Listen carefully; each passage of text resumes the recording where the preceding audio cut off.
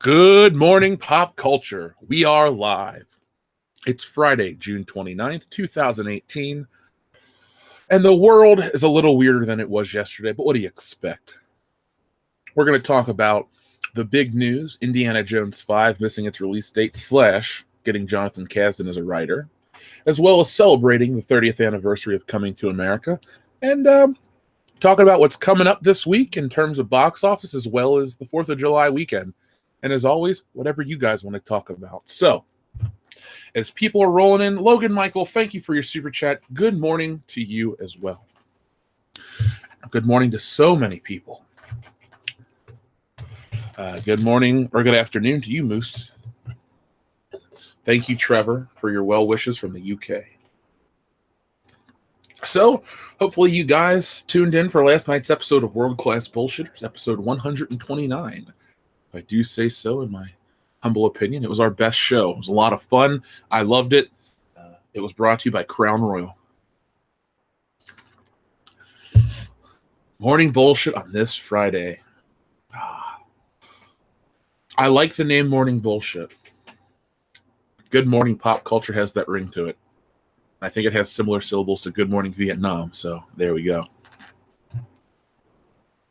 Yes, CJ Peterson, it is early as shit.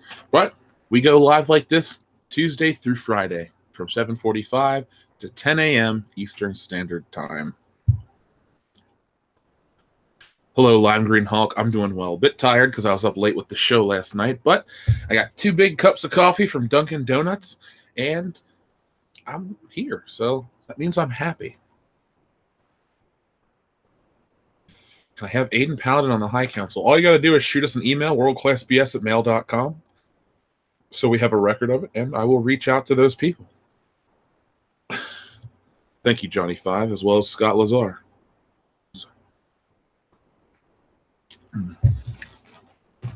So you guys know, as soon as we hit 200 viewers, we will start with the main topic, and we will go from there. So Ryan Johnson won an award, a Saturn Award, because the Oscars just wouldn't stoop that low. I don't know. Lime Green Hulk, you need some sleep, my friend.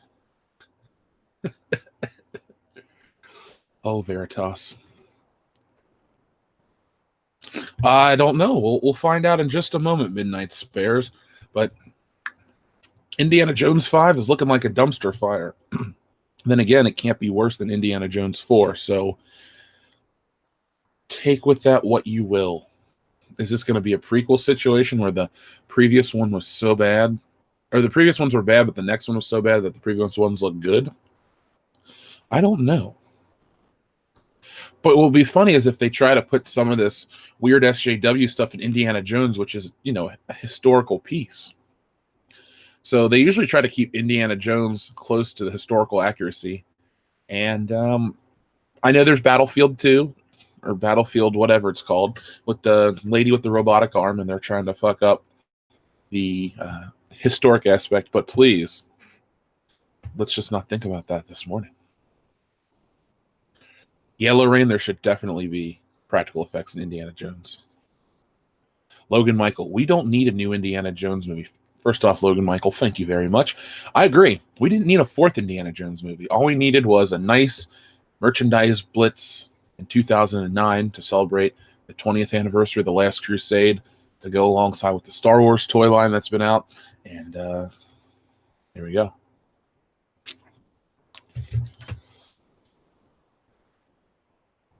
You are a champ, Darth Durkle, the wise ass. All right, one more viewer and we start. And there we go. We crossed the 200 viewer threshold. So let's talk about this morning's main topic. Indiana Jones 5 will miss its 2020 release date. Exclusive from Variety. Indiana Jones 5 will not be riding back into theaters on July 10th, 2020. The 5th film in the Adventure series will miss its original release date. Variety has learned filming was supposed to begin April of 2019 in the United Kingdom, but sources close to the production say that shooting will no longer start next spring and will have to be pushed back by months, if not a year. Potential crew members have already been informed of the delay. Part of the issue is the key members of the creative team have yet to sign up on a finished script.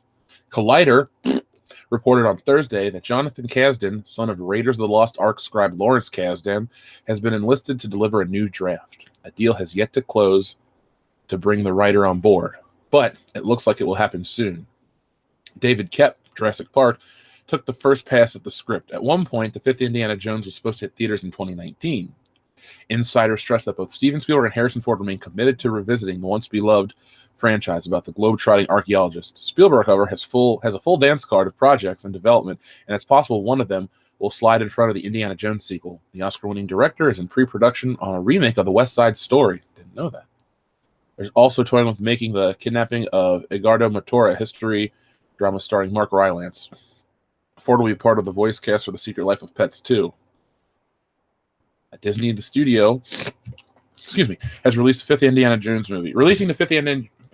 Disney, the studio releasing the fifth Indiana Jones movie, declined to comment. The studio has yet to officially pull Indiana Jones 5 from the release calendar or announce a new date. So there we are with Indiana Jones 5. Let's hope that our comic story happens. So Harrison Ford's even busier with that. So there's the word. Bird is the word. No, delay is the word. We don't know when Indiana Jones 5 is coming out. I don't wish anything bad on Harrison Ford or not Mark Hamill or Steven Spielberg, but I hope stuff keeps coming up to it that they're just too busy for another Indiana Jones movie. The character's past its prime. Thank you, Logan Michael. The toys that made us season 3 confirmed. Come on, please, please, please have Power Rangers. I'm dying to see them do something like that. Indiana Jones, the Temple of Social Justice. Oh my God, I love that title. I think I saw Indiana Jones in the Search for Higher Profits 2 earlier. So let's hope that this movie doesn't get made. Let me tell you why. Indiana Jones, the trilogy, was one of the, I'll say it in my opinion, was the strongest trilogy of films. Fourth one came out, kind of diluted that a bit. And now this new one, you have to look at the pop culture landscape that we live in now. We live in a world with The Force Awakens where these weird ideologies permeate everything. And Harrison Ford, in a quest to remain relevant, will say whatever is put in front of him on screen.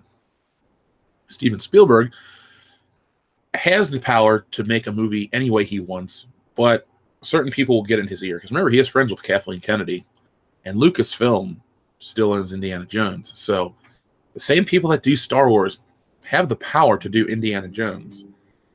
So let's not act like one's going to be the good child and the other one's the other child, the good son. Macaulay Culkin reference. Veritas, I pray to God they never remake Back to the Future.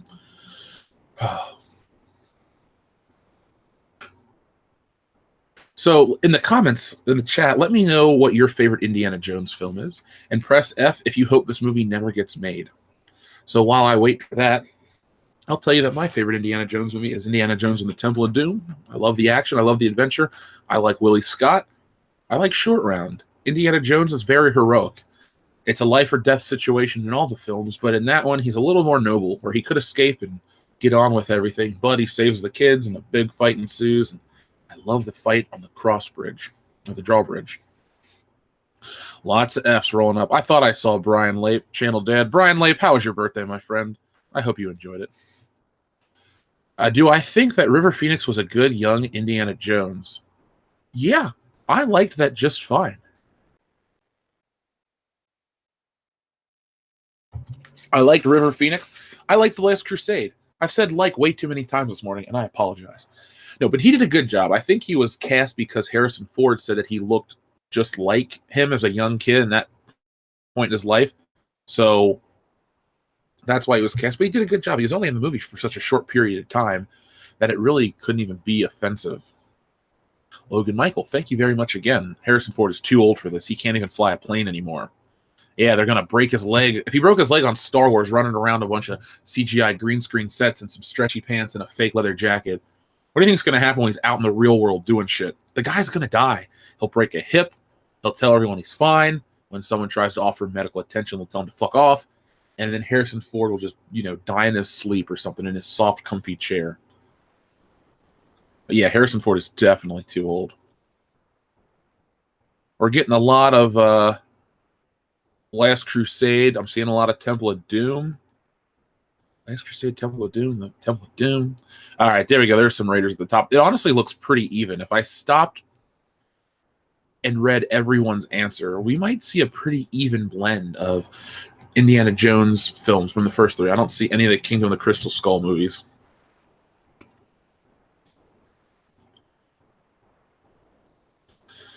Somebody, yeah, you know what?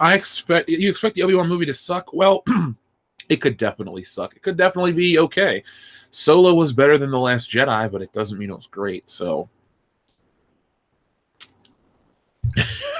Indiana Jones and the Lawn, get off it. Oh my god. I'm sorry, I'm laughing on air. I'm just reading people's comments. Indiana Jones and the Return to the Retirement Home and the Golden Walking Stick. So far, the winner is John the Pilot with Indiana Jones and the Lawn. Get off it.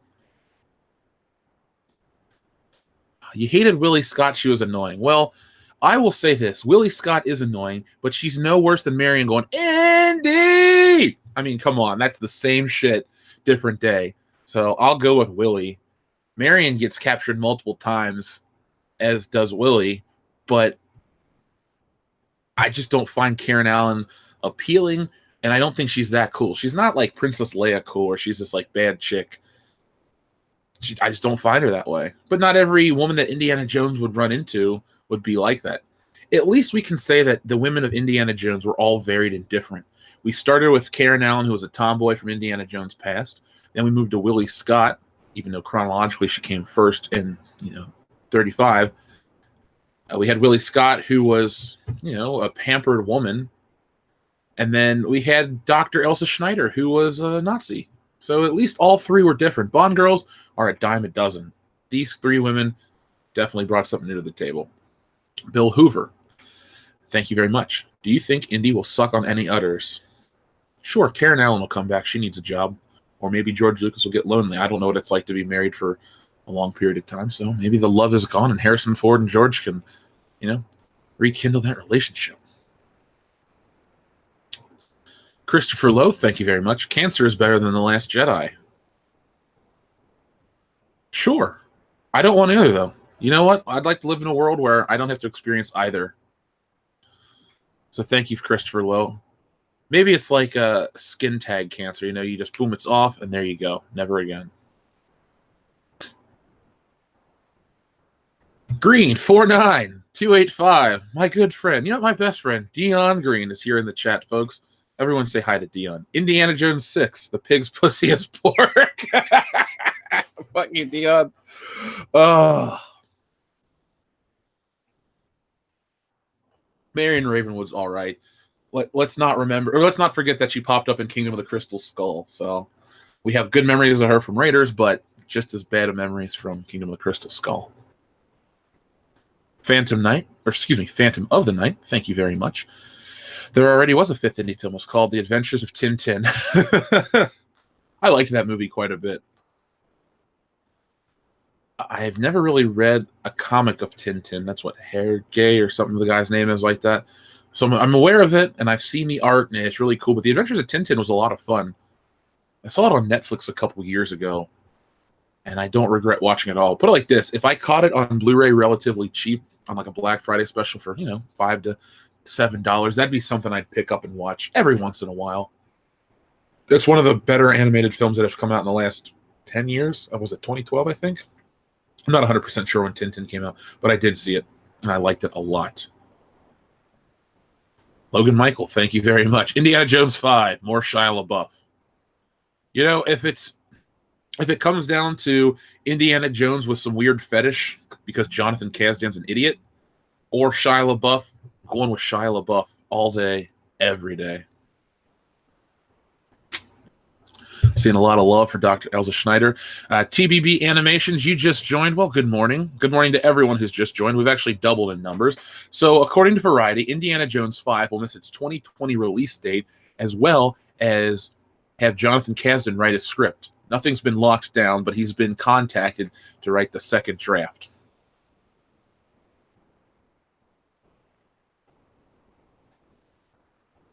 I haven't seen Making of the Last Crusade. Oh no, you mean like the Ghost Castle and all that shit? Yeah, I know about that. I've watched the making of Indiana Jones trilogy on the original DVDs, so I know that story. But George Lucas, maybe he lost his shit back in the 80s. Who knows? He was so focused for so long, and then something happened, and Grandpa just forgot where he was and shit himself. Stubbs W. Indiana Jones 6 Electric Boogaloo. I will pay $30 to watch a film where Indiana Jones breakdances in 1980s Detroit. I know you guys will too. So, Jonathan Kasdan, keep your weird fetishes in your pants, your stupid comments in your pocket, and make Indiana Jones 6 Electric Boogaloo. I will wait. I don't know if Harrison Ford will do his own stunts. He did do some back in the day, though. I mean, Vic Armstrong was a stunt double for a lot of the big scenes in Raiders and Temple of Doom. But in Raiders, when there are certain scenes where Harrison Ford is dragged by the truck, that's really him. You know, Indiana Jones has a real actor playing him. I messed that up. Sorry, it's early. Harrison Ford was dragged by a truck for real. It wasn't just, Vic Armstrong. Then, conversely, in Temple of Doom, there are a lot of scenes where Harrison Ford was injured and Vic Armstrong played Indiana Jones. If you'd like a little bit of insider information on how to find it, you just pay attention to the haircut. Vic Armstrong's haircut is a little different in the back. So you'll notice that if you pay attention, it comes to a V, and Harrison Ford's is more straight and across. Justin Vanderwen, thank you very much. Movies these days really do suck. How about some original stories instead of Star Wars 25 and Indiana Jones, The Kingdom of Adult Diapers? Oh my God. I'm definitely all about originality. That is in our hands. We have to make sure that we don't buy into the hype machine that places like Collider are. Collider's a hype machine. Sci-fi is the worst kind of hype machine. It's just fake, shilly bullshit. They're as guilty as Collider. They're just more geek culture centric. We have to just not focus on those types of things, and we have to go out and help each other find smaller independent movies or original concepts. I'm not saying I'm that excited for it, but if you wanted something that's different, go see Tag. Big budget, big actors, not a sequel, not a prequel, not a remake. It's something else. I'm trying to think what else there is that's coming out that's unique. I hate to say it, but I'm guilty. The only movie I can think of that's on my radar right now is Ant-Man, because that comes out next week, which we'll eventually see for the channel. But Justin, I do like knowing, I do like originality in film. A lot of my favorite movies started out as just one-offs that became franchises afterwards, and I don't think that really is a problem for those first movies. But 38 Friday the 13th, 1,000 Star Wars movies, and 16 Rush Hour films just aren't good for anyone anymore. Logan Michael, thank you very much. Indiana Jones 6. Help, I've fallen and I can't get up. How about Indiana Jones 6 on the quest for life alert? At the end of the movie, he finally makes it through the temple, and he falls down, and he grabs life alert and presses it, and then the paramedics come and rescue him. That's the movie. That's the movie. And then Indiana Jones turns to dust and no more. Indiana Jones and the Torch of Passing. I like that one too. We're seeing a ton. God, you guys are on fire this morning with these Indiana Jones titles. And yes, Steve, it probably will suck. I feel obligated to watch it for the channel since it's more of it's a continuing saga with Lucasfilm. Like, how much can they fuck up history? Well, let's see Indiana Jones 5, at least for me, and find out. Indiana Jones and the Last Pansexual. Not in Indiana Jones time. There will always be Jonathan Kasdan to throw another pansexual into your favorite story. I wonder if Jonathan Kasdan's, just in denial about a lot of stuff. There's no judgment.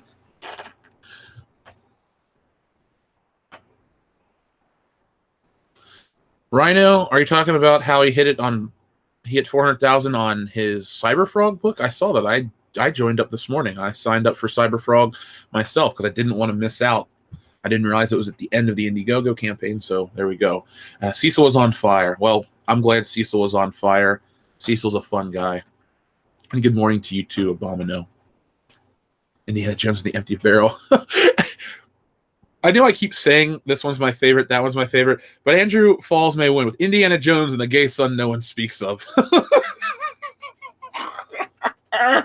Oh my god, there we go. I like that one quite a bit. Good job to you. Logan Michael, things got weird on the after show. In terms of world-class bullshitters, yeah, it did get weird. It was a lot of fun, though. We answered you guys' questions. If you follow our hashtag we put out or the Facebook stuff, that's where we went, because we can't really do like a 5-hour world-class bullshitters episode. We could, but Dion and the other guys have work the next morning. I have Good Morning Pop Culture. So staying up till 4 and then getting up at 6 to do this just wouldn't happen. But we like to put everything weird over there just in case the YouTube police are coming after us as well. American Trent 421. What the book tells me is that soy-sucking SJW morons like you should start appreciating movies instead of fucking them up. Indiana Jones movie commentary. First off, Trent, that is an awesome take on the classic line said by Dr. Henry Jones Sr. Yes, Indiana Jones commentaries are definitely happening. I don't know what movie we're going to do this week. I know Nick Kendo and I are going to be getting together on Saturday night to do a movie, but I don't know which yet. We'll discuss that off air. So, guys, if you're listening, shoot me a message. Somebody sent a $1.99 message retracted. I don't know if it went away, but either way, thank you. But Trent, be prepared for a good Indiana Jones commentary. We'll do the trilogy. The fourth one just can go fuck itself. And, those are my thoughts on it. Logan Michael, Life Alert commercial with Kirk. Oh, Captain Kirk? I've fallen and I can't get up. There you go. If you listened to last night, we got into a whole Captain Kirk portion of the show. People were sending it to chat. Say this is Captain Kirk. So we would. It got kind of crazy. I enjoyed last night a lot.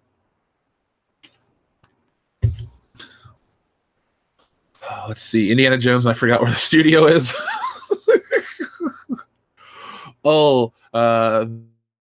The Ginish, you're supporting Cyberfrog and Jailbreakers. Please don't forget the World Class Bullshitters comic project. It's going to be a good one. Trust me.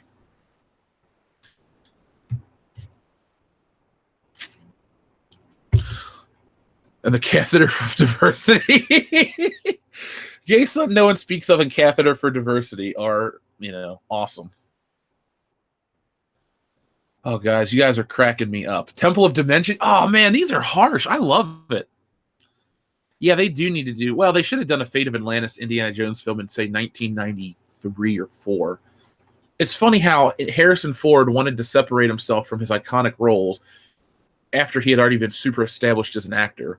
And then he's like, oh, I'm old now. Let's go back to do that. Perfect World that Jeff's booking right now on World Class Bullshitters. Good Morning Pop Culture. Indiana Jones and the Last Crusade is 89. Okay, we can't change that. We don't change that.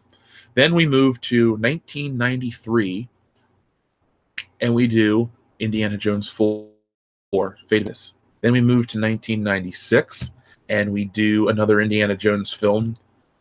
This one would be at the end of World War II. Then we move forward to 1997 with the Star Wars Trilogy Special Edition. And then in 1999, we released Star Wars Episode 7 as the beginning of the Thrawn trilogy. So there you go, folks. That's the alternate reality we all wish we lived in, where Biff is corrupt and powerful, married to your mother, but they made 5 really good Indiana Jones movies,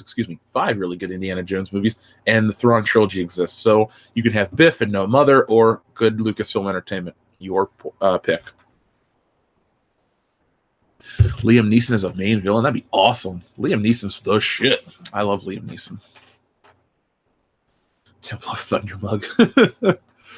So, folks, we'll get back to more Indiana Jones stuff at the top of the hour, but I'd like to mention something really important that's happening today.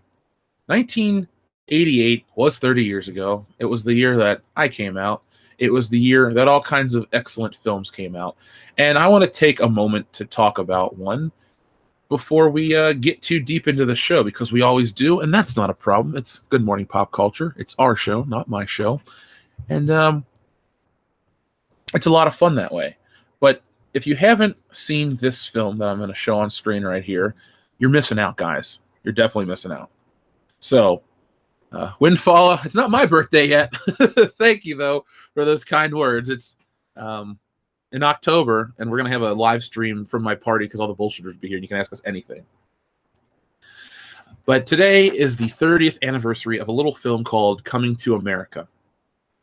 If you haven't seen Coming to America, well, that guy definitely heard about it.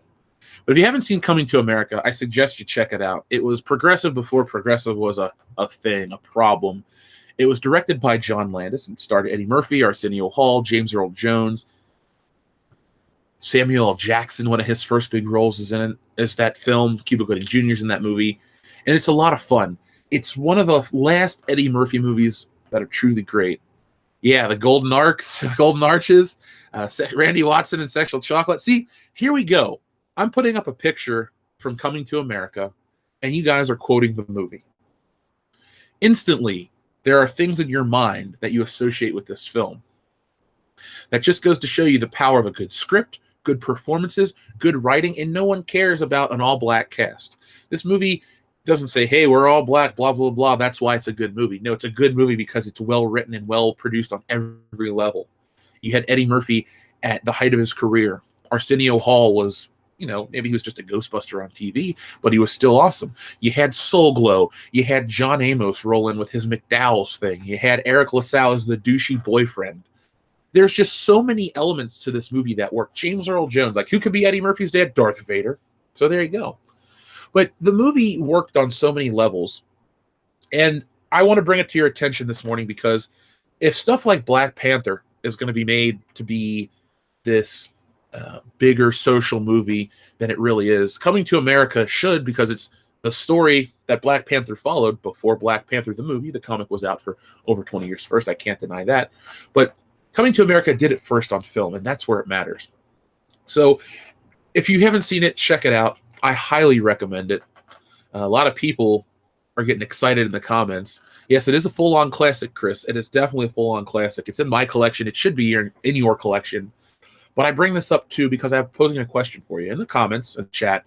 Tell me what your favorite Eddie Murphy movie is, and tell me what your John Landis film is. And if you don't know who John Landis is, well, you know his work, because he's worked on a few things like, I don't know, The Blues Brothers, Animal House, Kentucky Fried Movie, the Thriller music video, Trading Places, Coming to America.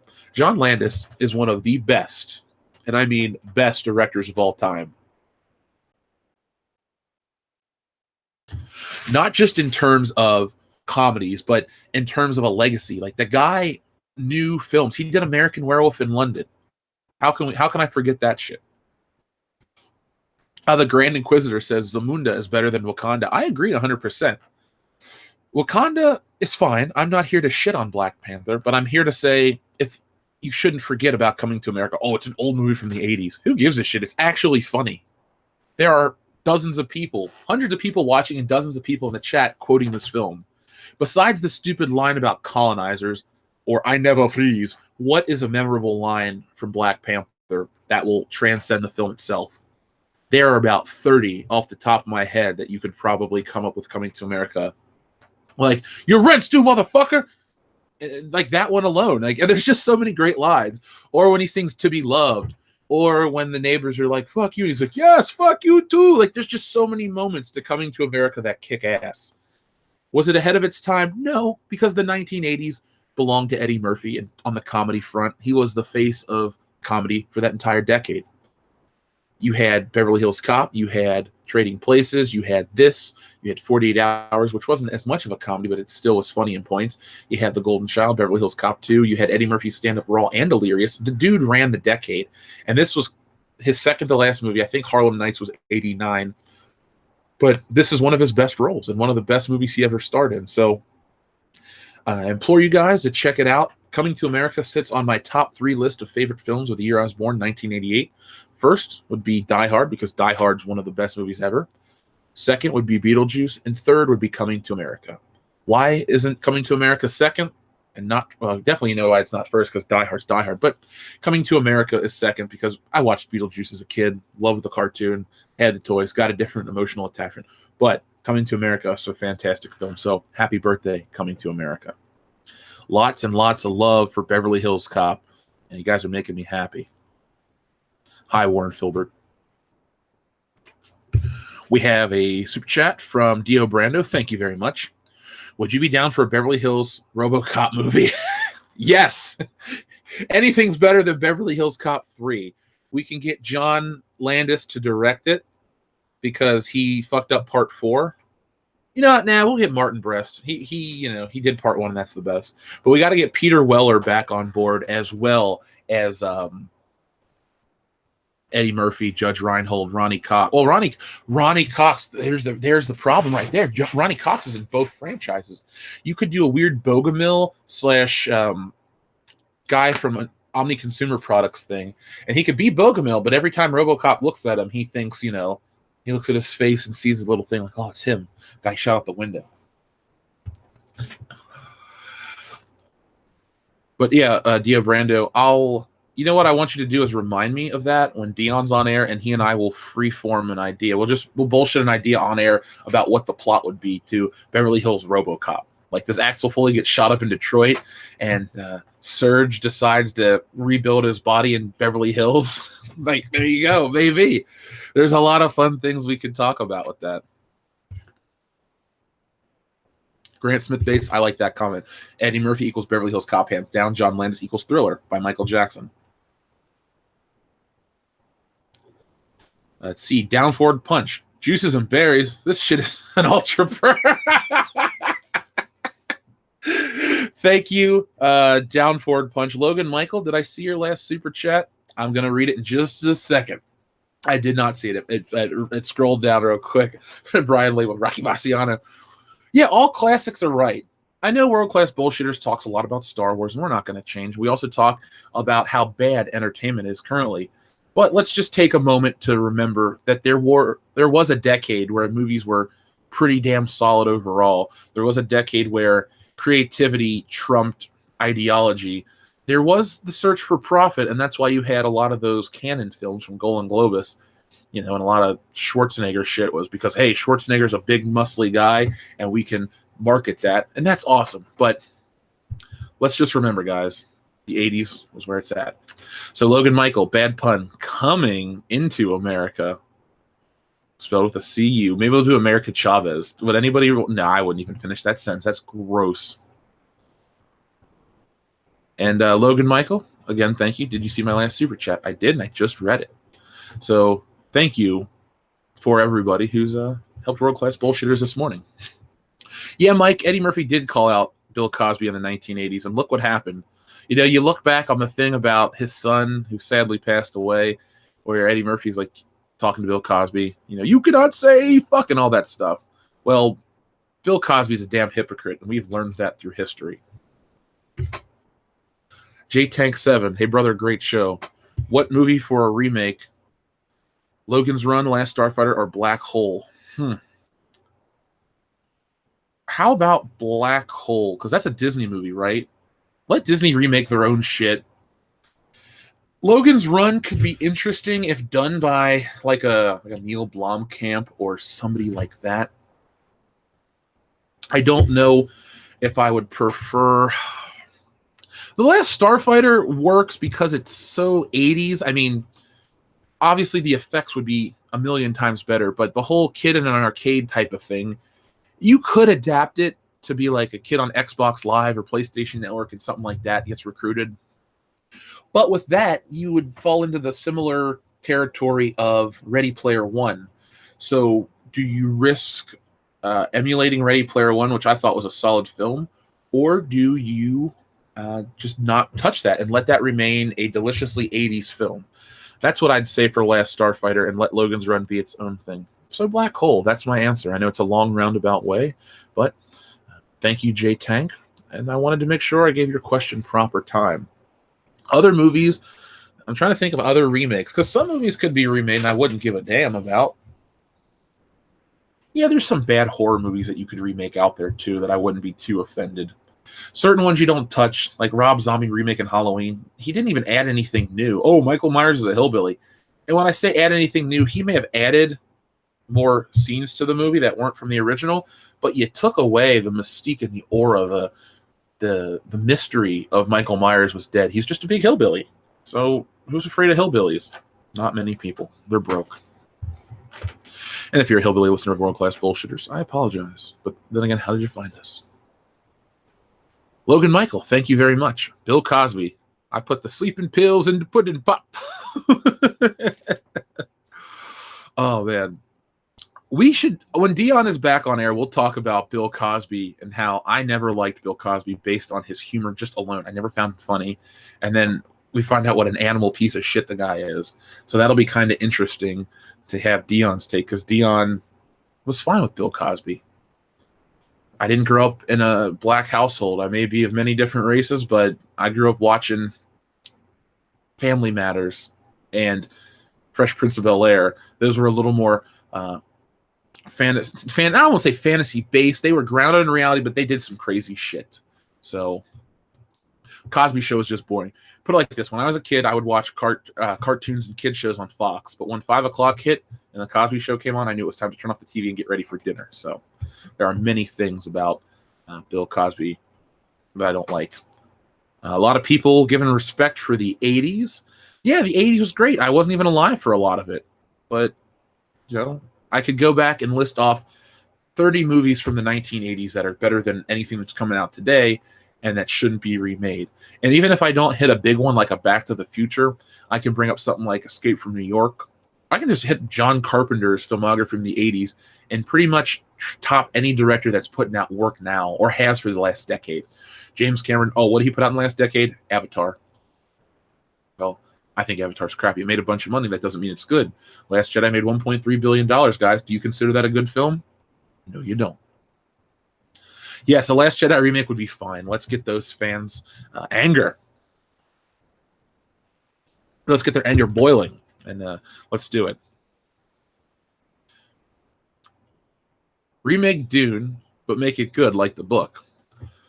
I've never read Dune the book, but I tried to watch the movie once, and it did suck. So Dune, sure, why not? It's fun to watch Dune for a so bad it's good thing, as long as it's a shorter version. Remake Green Lantern, sure. Remake 1984 as a series, that's an excellent choice, David Applegate. You know, David, I think if any one of our listeners could help adapt it, it would be you. I listened to you talk. Very smart dude. I think it would be interesting to take 1984 and adapt it and pretty much talk shit about the people in power without them even knowing about it. The Last Starfighter could have a sequel where the younger brother becomes the new Starfighter. That's a decent idea, Andrew. A lot of things popping up. Logan Michael. Ooh, good question, Logan Michael. I love these either-or questions. So if you want to know how to get to Jeff's heart, either-or questions, because I can go for hours. Logan Michael says, 90s X-Men or Spider-Man series? Ooh, I'm excited to talk about this one. I'm going to give you two answers, Logan Michael, because you deserve it. As a kid, I was all about that Spider-Man cartoon. It was way more fun. As an adult, I like 90s X-Men, and here's why. 90s X-Men is more consistent. The characters are more mature. Yes, they're older characters, but they also feel more like real people. The supporting cast, are the other X-Men. Spider-Man is great in his own show.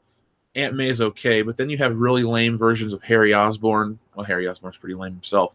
Then you have really lame versions of characters like what's-her-face? Deborah Whitman, an annoying Flash Thompson. All these other characters really are just, they just don't do it for me. They don't hit. So I'm not a fan of that show as an adult. Now, the theme songs are pretty damn good for both, but X-Men trumps it. The story arcs work better in X-Men because they adapt the comic story arcs, which doesn't make your show necessarily better, but it's interesting to see that group of X-Men take on like the Dark Phoenix saga, as well as the Days of Future Past thing and how it's altered for that 90s X-Men core group. So I like that. Spider-Man was, as a show, the first season's great. The animation's fantastic. But once you get into the second through fifth season, you get these broken down stories that sometimes if you miss an episode, it's kind of hard to follow. And they're not necessarily that good. And the fact that show faced a lot of censorship problems from Fox Kids really causes that show to age incredibly poorly. The fact that Spider-Man can't punch people, can't birds have to be this or that and all these random things. It really just fucks up the show, I'm going to be honest, because in the comic books, Spider-Man was a brawler. Lots of fists, lots of, throwing his body into people and shit like that. That's his fighting style, not this weird web foo shit that they've tried to adapt for later generations of Spider-Man. So that show doesn't age well, and that's probably why I think X-Men is now a better cartoon in hindsight. Rugis, I just saw that you mentioned Family Ties with Alex B. Keaton. Much love for that show. When I was in college, back in 2012, I watched 2 episodes every morning before school. Getting a lot of love for 80s shit. So, oh man, it's kind of hard to read all of these. So, I can't believe they're remaking Big Trouble in Little China. I don't like that. Stephen Walton was born in the same month of Star Wars. So, congratulations, you have the coolest birthday on the channel. Along came a rat. Do you really want to remake Sleepaway Camp? I think somebody asked me that the other morning. If you remake it, that whole movie lives and dies on its twist. Do you think that, without catching people off guard, it'll work again? Because we have seen it now, both the dick and the twist. So do you think that'll work? I'm not opposed to seeing like the lower Z grade horror movies remade with a little bit of a budget, like a Blumhouse type of thing, or Blumhouse, excuse me. But a movie that lives and dies by its twist, to me, it'd be like remaking Psycho. Oh, wait, they did that. It just doesn't serve much of a purpose. But I do love that twist. Soy Wars, my honest opinion, if it will make over $1 billion worldwide at this point, no. It all depends on you guys. Like I always say, like, hey, the fans are the lifeblood of this and that. It is. If you guys stay home, the fucking movie won't make $1 billion. They like to act like my channel and Ethan's channel and Jeremy's channel don't reach a lot of people. But that's not the case because these people keep writing articles about how it's, how we're all these terrible things. Well, if we were failing or flailing, people wouldn't even pay attention to us. People write stuff about this movement every single day because it's a hot button issue. So they want the clicks to talk about us. That in turn brings more people to us and in turn gets our voices out there to a wider audience. So Soy Wars, it'll happen if everyone just sticks together and makes sure that we don't go see it blindly. Well, Zeddy5, I'm glad you're here too. I'm glad you think our show's cool. I work very hard to make it cool. Justine Bateman was hot. Whatever happened to her? That's a good question, Heath. I watched Family Ties, like I said, in 2012, and I would look at Mallory and I'm like, she was cute. She was cuter. She got cuter as the time went on. And then I Googled her. Man, what a burnout. That chick led a rough life. So drugs are bad, kids. Don't do them. Logan Michael, do you think if NECA released a new Myers figure, the old ones would go down in value?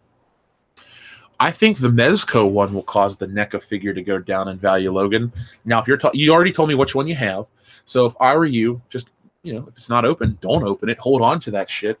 And I think a lot of collectors out there of Halloween merchandise, I think it'll retain its value, but I don't think people will be able to stroke others as much for the price because if you want an H1 Michael Myers, you're getting one that's technically more accurate with more accessories, and you can get it for the same price, if not less. So I think you'll be safe. It's like when I invested in those, or not even invested, when I bought the SH Figuarts Power Rangers. They were $40. Now they go for $350 a pop, and they're going to re-release the White Ranger, but I don't see the original release going down in price. So just hold on to your stuff. If it's still in the box, don't open it up. Get yourself a new Michael Myers if you got to play with the shape. Thank you, Logan Michael.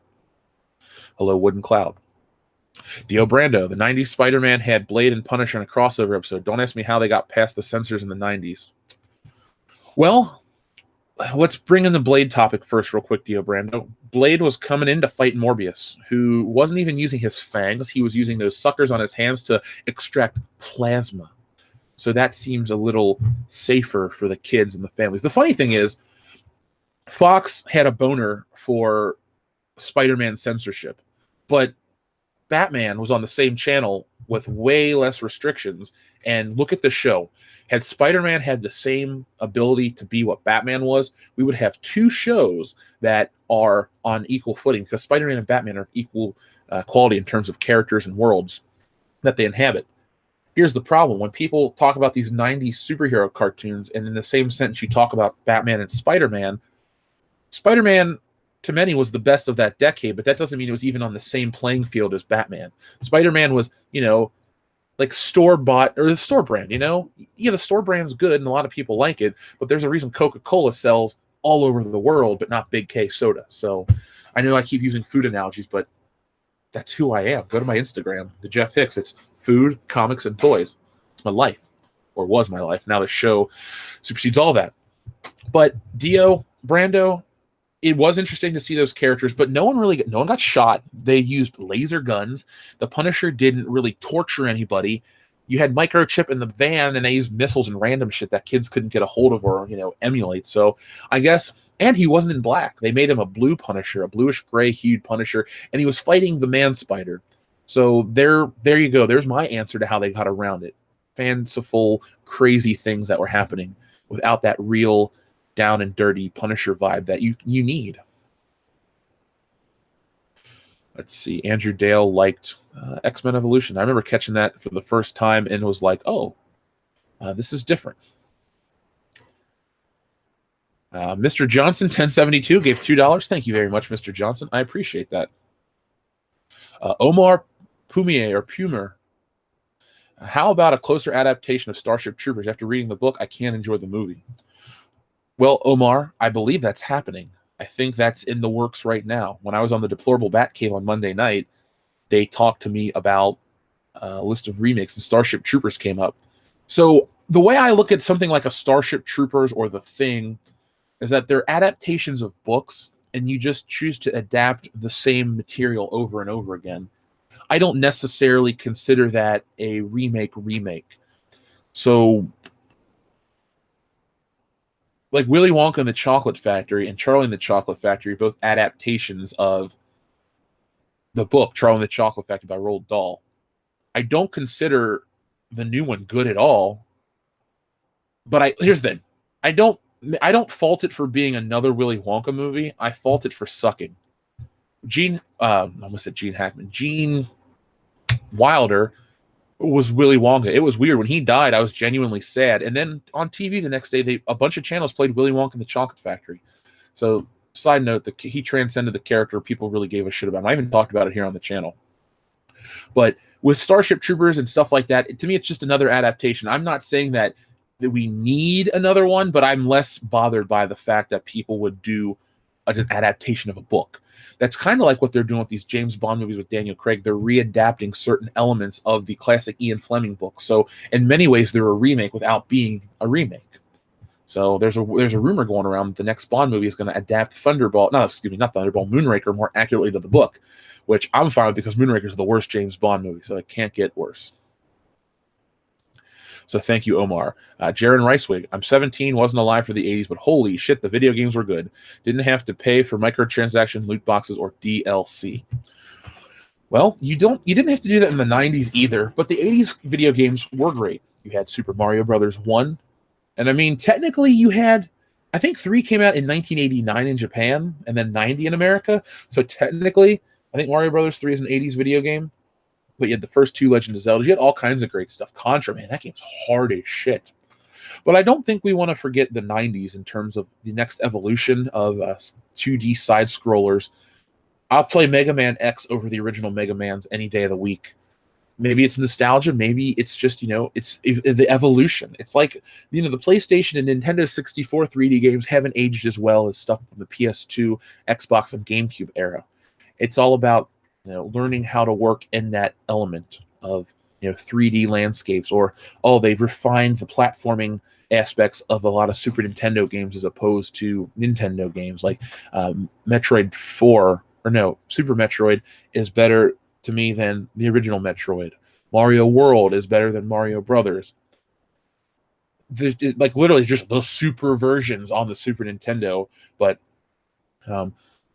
Jaron, if I were you and you have the time, check out a lot of the 90s games. I'm sure you do. I see your little Splatoon icon, so you're already a Nintendo fan. 90s was an awesome decade for video games as well, 80s and 90s. Early 2000s, you had some good stuff. I don't even think you had bad games recently. It's just there's a lot of greed behind it, and that's the problem. So microtransaction loot boxes, they suck. DLC is okay if it's like extra maps or things you don't need to buy. Like if you want to pay for them, awesome. If not, you shouldn't be forced to play the game. American Trent, my favorite Indiana Jones leading woman is Dr. Elsa Schneider.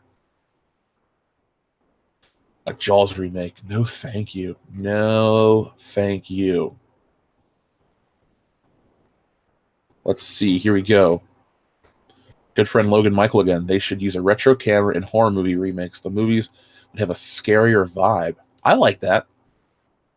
I would also like if they worked on the score and weren't worried about jump scares, but they built the tension up throughout the film. That's why Halloween works, because Laurie and Michael, when they meet for the first time, like she comes in the house, it's dark and it's silent, and she finds Annie dead. Then she finds Linda. Then she finds Bob. The music builds and swells. The sound effects build and swell. And then she's laying there on the wall crying. And slowly, out of the darkness, Michael Myers' face appears. And then, boom, he goes to stab her and misses. That builds up the tension. That's scary. I think old camera work necessarily would be better than actual old cameras, because you can post-process digital to make it look dated. And that works fine. Nick has actually shot on some old 16 millimeter, and that looks cool. But with a big production budget, you could definitely do that. I think you got to have the right cinematography, the right vibe, the right tone, and stop worried about like torture porn. There are a lot of independent horror people that I've interacted with that make movies, and I wish nothing but the best for these guys when I say this stuff. But they're doing the wrong parts of horror. There's a reason why a John Carpenter was able to make a horror movie and get out and become a big Hollywood star in terms of his movies, and that like Joe Blow at your local horror hound isn't, because they're focused on the dumb shit. The stuff that doesn't really, it's not even about appealing to a wider audience. It just doesn't even work as a story. It's like, hey, there's a story. I got this girl in the movie because she's kind of hot and can't act. And then there's a bunch of blood and guts. And it all looks like shit. And the camera work is shit. There you go, folks. There's my Jeff's 101 how to make a decent horror film. Story first, and don't show everything. You know, your brain is more effective of a tool than anything we can put on film. Same with Star Wars. We all have a lot better feelings towards the EU in that era because our favorite characters, we could control their fate in our minds. That's where Star Wars is failing on many fronts. Leave certain things to the fans. Imagination wins. Comanche Viper, cool name. Batgirl would make a good movie. Yeah. And I hope it ends the way that episode of the animated series does, where she gets kidnapped or hit by the Scarecrow's fear gas or whatever and falls off the roof. Talk about a twist. I'd watch a Batgirl movie if it spawned off of a Batman movie. So, like, we have Batman first. We don't have to do his origin ever again. We just see Batman, maybe Robin's in there, and Batgirl. We have a Bat family. Then there could be a schism in the film. You know, it doesn't have to be a sexual nature, like he sleeps with her like they did in the Killing Joke cartoon. But there could be a reason that she goes off to do her own thing. And then, you know, the movie is Batgirl. And maybe we run into the Killing Joke where the Joker gets out. That'd be kind of cool. But maybe we say that for the sequels, not to offend anyone, to say, oh, the first female DC Bat movie, and she gets paralyzed. So, I don't know, but you want your characters to face adversity.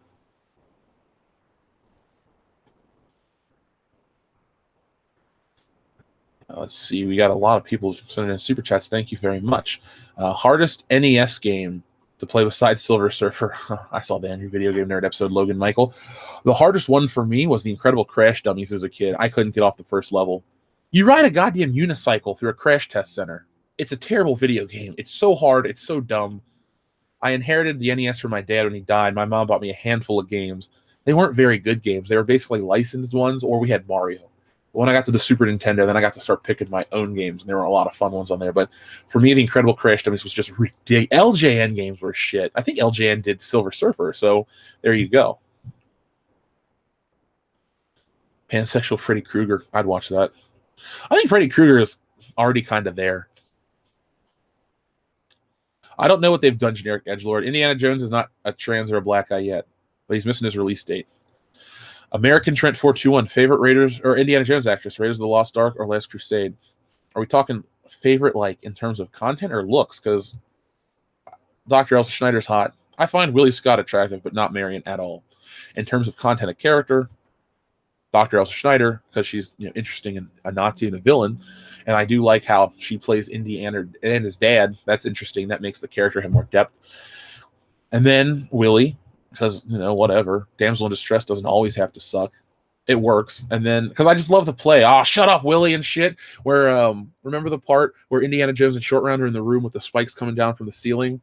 And she's like, there are dead people out here. And then he's like, there are going to be 2 dead people in here. And she won't reach into the hole with the bugs. And then Indiana Jones is like, we are going to die. Like, I like that. And she's a part of that. So I love the interplay. And my favorite Indiana Jones line is retarded as hell, where she goes, "You know how to fly a plane, don't you?" And he just goes, "No, do you?" I just love that. Like, there are so many funny moments that aren't like story-breaking comedic moments. Spielberg had it right. These people today don't.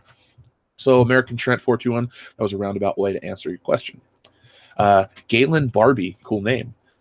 Live movie version of Johnny Quest, just don't screw it up like they did with Speed Racer. Well, Galen, I'm a big Johnny Quest fan. I don't really get to talk about it much on the channel, but I do love that 60s aesthetic, pre-space, or it was the space race, but space race technology era. Johnny Quest is an awesome show, was an awesome show. My mom and I both watched it in different generations. She watched it when it was new. I caught it on reruns and through videotapes that she would buy me. If you do a Johnny Quest movie, let's just be honest, Johnny Quest has to look like the cartoons. Got to be a little blonde white boy. Haji should be Haji, and it should just go. And I don't want to hear of any kind of insinuation that Benton, Quest, or Race Bandit are gay. Just follow the way it came before that. It's really not a problem to do. It's not even hard to adapt cartoons and shit. Stay faithful to the material, make it era appropriate, make it kind of tense but fun at times. You know, you can have your bandit moments, but make sure like they come up against some scary shit and some adversity. I think that'll be beneficial to everyone if they do it. Just do it right, and don't worry about offending a parents group or something. Because you know what, if the story is good enough people will go out and see the movie, and they won't worry about controversy. I mean, look what happened with Batman Returns. You know, they kowtowed to a lot of that shit with Batman Forever, and that led us to Batman and Robin. So, story first. Omar Pumier says, "You're awesome. Glad I popped my super chat cherry with you." Well, thank you, Omar. I'm glad you did too, and I appreciate it, guys. Makes Good Morning Pop Culture worth it in terms of that, but it also is fun to have these discussions. I mean, we've proven over the last 3 weeks that we can talk about every form of entertainment here on the channel, and it's just as fun. We're never going to give up on the Star Wars stuff until the fight is won, but we're having a good morning talking about Indiana Jones and Coming to America, and I'm really proud of everyone that popped off a Coming to America quote in the chat. You guys are the real MVPs of this morning. But thank you, Omar. I appreciate it. Andrew, yes, The Toys That Made Us was an excellent series. I know our good friend Logan Michael likes it. He brought up the fact that season 3 has been confirmed. I've watched every episode but the Hello Kitty one because I'm waiting for my mom because she's a big Hello Kitty fan. So there we go. But I will watch that. Jaws remake was called Deep Blue Sea, and I hate both movies. I fucking hate sharks. Jaws is a fine film, and it's got that awesome shot in the beginning where you can see the girl swimming. But I'm afraid of great white sharks. If you ever want to scare me, put me in the middle of the ocean with a shark. I'll probably just cry and die. Dio Brando, thank you very much. There was an episode of X-Men Evolution where Nightcrawler was drowning and Wolverine jumped in to save him. I always wondered how Wolverine didn't sink when he had metal skin or a metal skeleton. That's an interesting question. Maybe it's because his musculature, like I think his skeleton is actually just laced with adamantium. I don't think he has like a pure adamantium skeleton. I'm just going based off. There's other versions where it's like it's not like 100% pure. It's just laced. So he's definitely heavier. But look at the way he's built. He's such a small guy, but his muscles are so bulging because he's always working against the internal weight of the adamantium laced skeleton. So maybe that's what I'm going to guess is the answer, because he's just only laced with adamantium. It's not solid all the way through. But I feel like that would be a really good way to defeat Wolverine. If there's a version of Wolverine they adapt where he does have just a straight up adamantium skeleton, and Magneto just poof right into the water. Because Wolverine, I guess he would die. Would he die from drowning? Because he just would be out of air. So I guess, yeah, because Wolverine can be knocked out. So I guess that would work. Yeah, he could be unconscious or would die. Kind of like a Jason and Friday the 13th Part 7 situation. Yeah, I love hypothetical stuff like that, Dio Brando. Thank you. Remake Jaws and make the shark gay. Gay, straight, it's all the same. A shark will eat your ass. We had a lot of people popping in. So good morning to everyone that's new. Thank you to everyone that sent it in the super chats. Dub Shiesty. Is that Jinder Mahal as your icon? That's hilarious. Jeff, been a Star Wars fan since birth. I'm 40 now. Just don't see the franchise recovering. Love world-class bullshitters. Keep on keeping on, bros. Well, Dub, thank you very much for your very kind words. We are going to keep on keeping on, my friend. This is really the beginning of world-class bullshitters. I know we're reaching a lot of people and things seem like, wow, they're finally making it. Yeah, but I don't feel like we've reached the mountaintop to where we can look over everything and go, oh, that's it. We made it to the top. No, actually, more than ever, I'm more motivated to keep on producing content, and I'm always coming up with ideas every day. I got lists of stuff I want to do. I got stuff in my phone, and there's just been so much kindness and positivity released towards us as a channel. So you guys definitely are a big part of that. I appreciate that. And if you're I keep wanting to say Muhammad Hassan, but if you're a Jinder Mahal fan, I guess I can forgive you. By the way, Dub, do you still watch wrestling every week? I only watch the pay-per-views.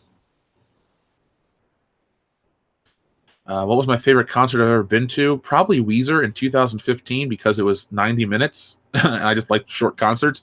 Funny story, I'm going to Weezer next Friday, so maybe I'll send a picture to you guys from there. We'll have some fun. Lego is making a buildable Voltron. Kendo mentioned that last night, and he was freaking out, but he wasn't going to pay the money. But Lego is also doing James Bond, and I'm going to buy every one because it's James Bond. I have to. Okay, and also Lime Green Hulk says his skeleton is laced with adamantium, so in universe he weighs over 300 pounds. Okay, he's like a short version of me. Logan Michael says, I'm offended that you're scared of the white sharks. Dude, I don't want to mess with anything that can literally rip an arm off by eating you. Like, I'm not like actually afraid. Like, Dion's afraid of horses. Like, when we were in New Orleans, he saw shit like little mules and stuff, and it made him uncomfortable. I'm not afraid of being like around a shark in an aquarium, but I don't want to be out in the middle of the ocean where one can eat me. I just don't. Why do I need to tempt fate? It's nothing. I think most great white sharks are kind of grayish anyway. I don't want to get eaten, man. That's not cool. I don't want to fuck with a bear either, or a lion, or any of that shit. There's a reason I don't go to zoos. You could use the ethical answer, or you could say I'm not interested in animals, and I don't want to go out into the safari trip. That would be like the least fun I'd ever have. Like if I had a wife that says, "Honey, I want to go to Africa and I want to go see this and that," I would do it because you're married. But goddamn, would I not want to? Not at all. Shamaniac says, ever play the NES Batman? Awesome game. Very difficult. Not as hard as the original TMNT, though. Ninja Gaiden was another one. Oh, and Battletoads. Well, let's break down your question. Yes, I have played NES Batman quite a bit. Played it on an emulator, but I've played it. I enjoy the shit out of it. It's a very good Batman game. The original TMNT is hard. Never really got into it outside of... I had a friend that lived a street over from me. It was weird. When I first started hanging out with him, he only had an NES and like Ninja Turtles and 2 or 3 other games. And this was like 97 or 98. And then all of a sudden one day he had an N64 and all these games, and he just kept playing them. So that was cool because he let me borrow Super Smash Brothers, the original, for a year. Never once asked for it back. What did I let him borrow in return? WWF Attitude. I never had to see that game again. Super Smash Brothers kicked ass. But that's the only place I've ever played TMNT on the NES. Ninja Gaiden, I bought that for the Wii way back in 2008 on the Virtual Console. I love Ninja Gaiden. I thought it was a great game. Battletoads is hard as shit. By the way, folks, if you'd like to see all these games covered, check out the Angry Video Game Nerd. He's probably YouTube's first celebrity. He's still doing it. He's still doing it quite well, and I'm a fan. So thank you, Shamaniac, and I've played all those games that you have talked about. Let's see. Jaron Ricewig says, I apologize. I know this isn't a gaming channel, but at E3 recently, Microsoft and Sony touted diversity when presenting some of their games, yet Smash 5 has far more diverse cast. LOL. Nintendo for the win. You don't have to apologize about talking about video games here. I just don't do video game-centric content because when we did it back in the day, no one watched it. So it's not really that I'm angry to talk about video games. Good Morning Pop Culture is called Good Morning Pop Culture for 2 reasons. It sounds like Good Morning Vietnam, and video games are part of pop culture. So yeah, I have a main topic with Indiana Jones and stuff, but never apologize if you got a specific thing you want to cover like that. I did hear about the diversity push in Microsoft and Sony's E3 press conferences. It seems forced and fake. All I can do is say that I'm not going to play specific games if that's how they market it. You shouldn't. Diversity doesn't market a game. It's not like, hey, I want to put diversity in a box and guarantee a sale. No, you just got a boxed up piece of shit, possibly. If the games are great and you play as a woman, cool. Tomb Raider, some of those were great games. And I'm not saying Tomb Raider has to be the only female outfit in town. But by that same accord, just throwing diversity out there doesn't make it instantly good. It gets some dickhead journalists excited. But like, what was that, Cyberpunk, that game, 2077 or some shit? I was interested. Yeah, they said you're playing as a female. I wasn't really upset. But then when I found it was a first-person RPG, I I stepped back. So Nintendo got the win for me in terms of E3. I'm buying Smash Brothers. I'm going to get Donkey Kong Tropical Freeze. I have a Switch. That's the system I think I actually want to play the most. So, yeah, Jaron, but never apologize, man. I appreciate all that you do for the channel. The only time to run is when there's something bigger than you chasing you with the intent to eat when it catches you. Damn right, Darth Platypus. That's why I ain't fucking around with Tyrannosauruses or any of that other shit either. Dub Shice, the only pay-per-views. Ginger is my top flight of the world. Well, Dub, I'm glad you're only watching the pay-per-views. Money in the Bank was iffy at best. If you ever go to a WrestleMania, look us up. I go every year. It'd be cool to hang out with somebody.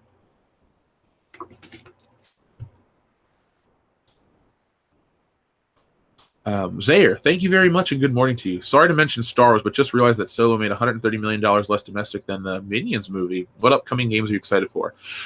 Folks, never have to apologize about Star Wars. It's fine. I'm making videos about Star Wars off air today. It's no big deal. Like I keep telling you guys, don't have to worry about apologizing for bringing up stuff. That's what this show is about. You guys talk about anything. I'll talk about anything you want. What games am I excited for? Super Smash Brothers. And there's a back catalog of Switch games I'd like to get. Not going to do Gears. I don't own an Xbox currently. I've had the first two Xboxes, Xbox and Xbox 360. Didn't get the one because of the old DRM stuff. Like I've been a hardcore gamer. I'm out of it now because I have a lot of other things to do. But Smash Brothers is really about it.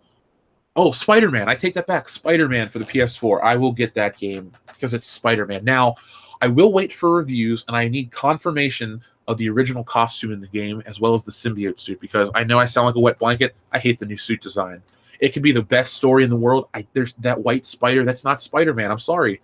There's a reason I wait to play Arkham Knight and shit till I can be a Batman design I like. Michael Keaton Batman. I don't like the basically, the people that design video games that work on comic book stuff fuck it up because they engineer it.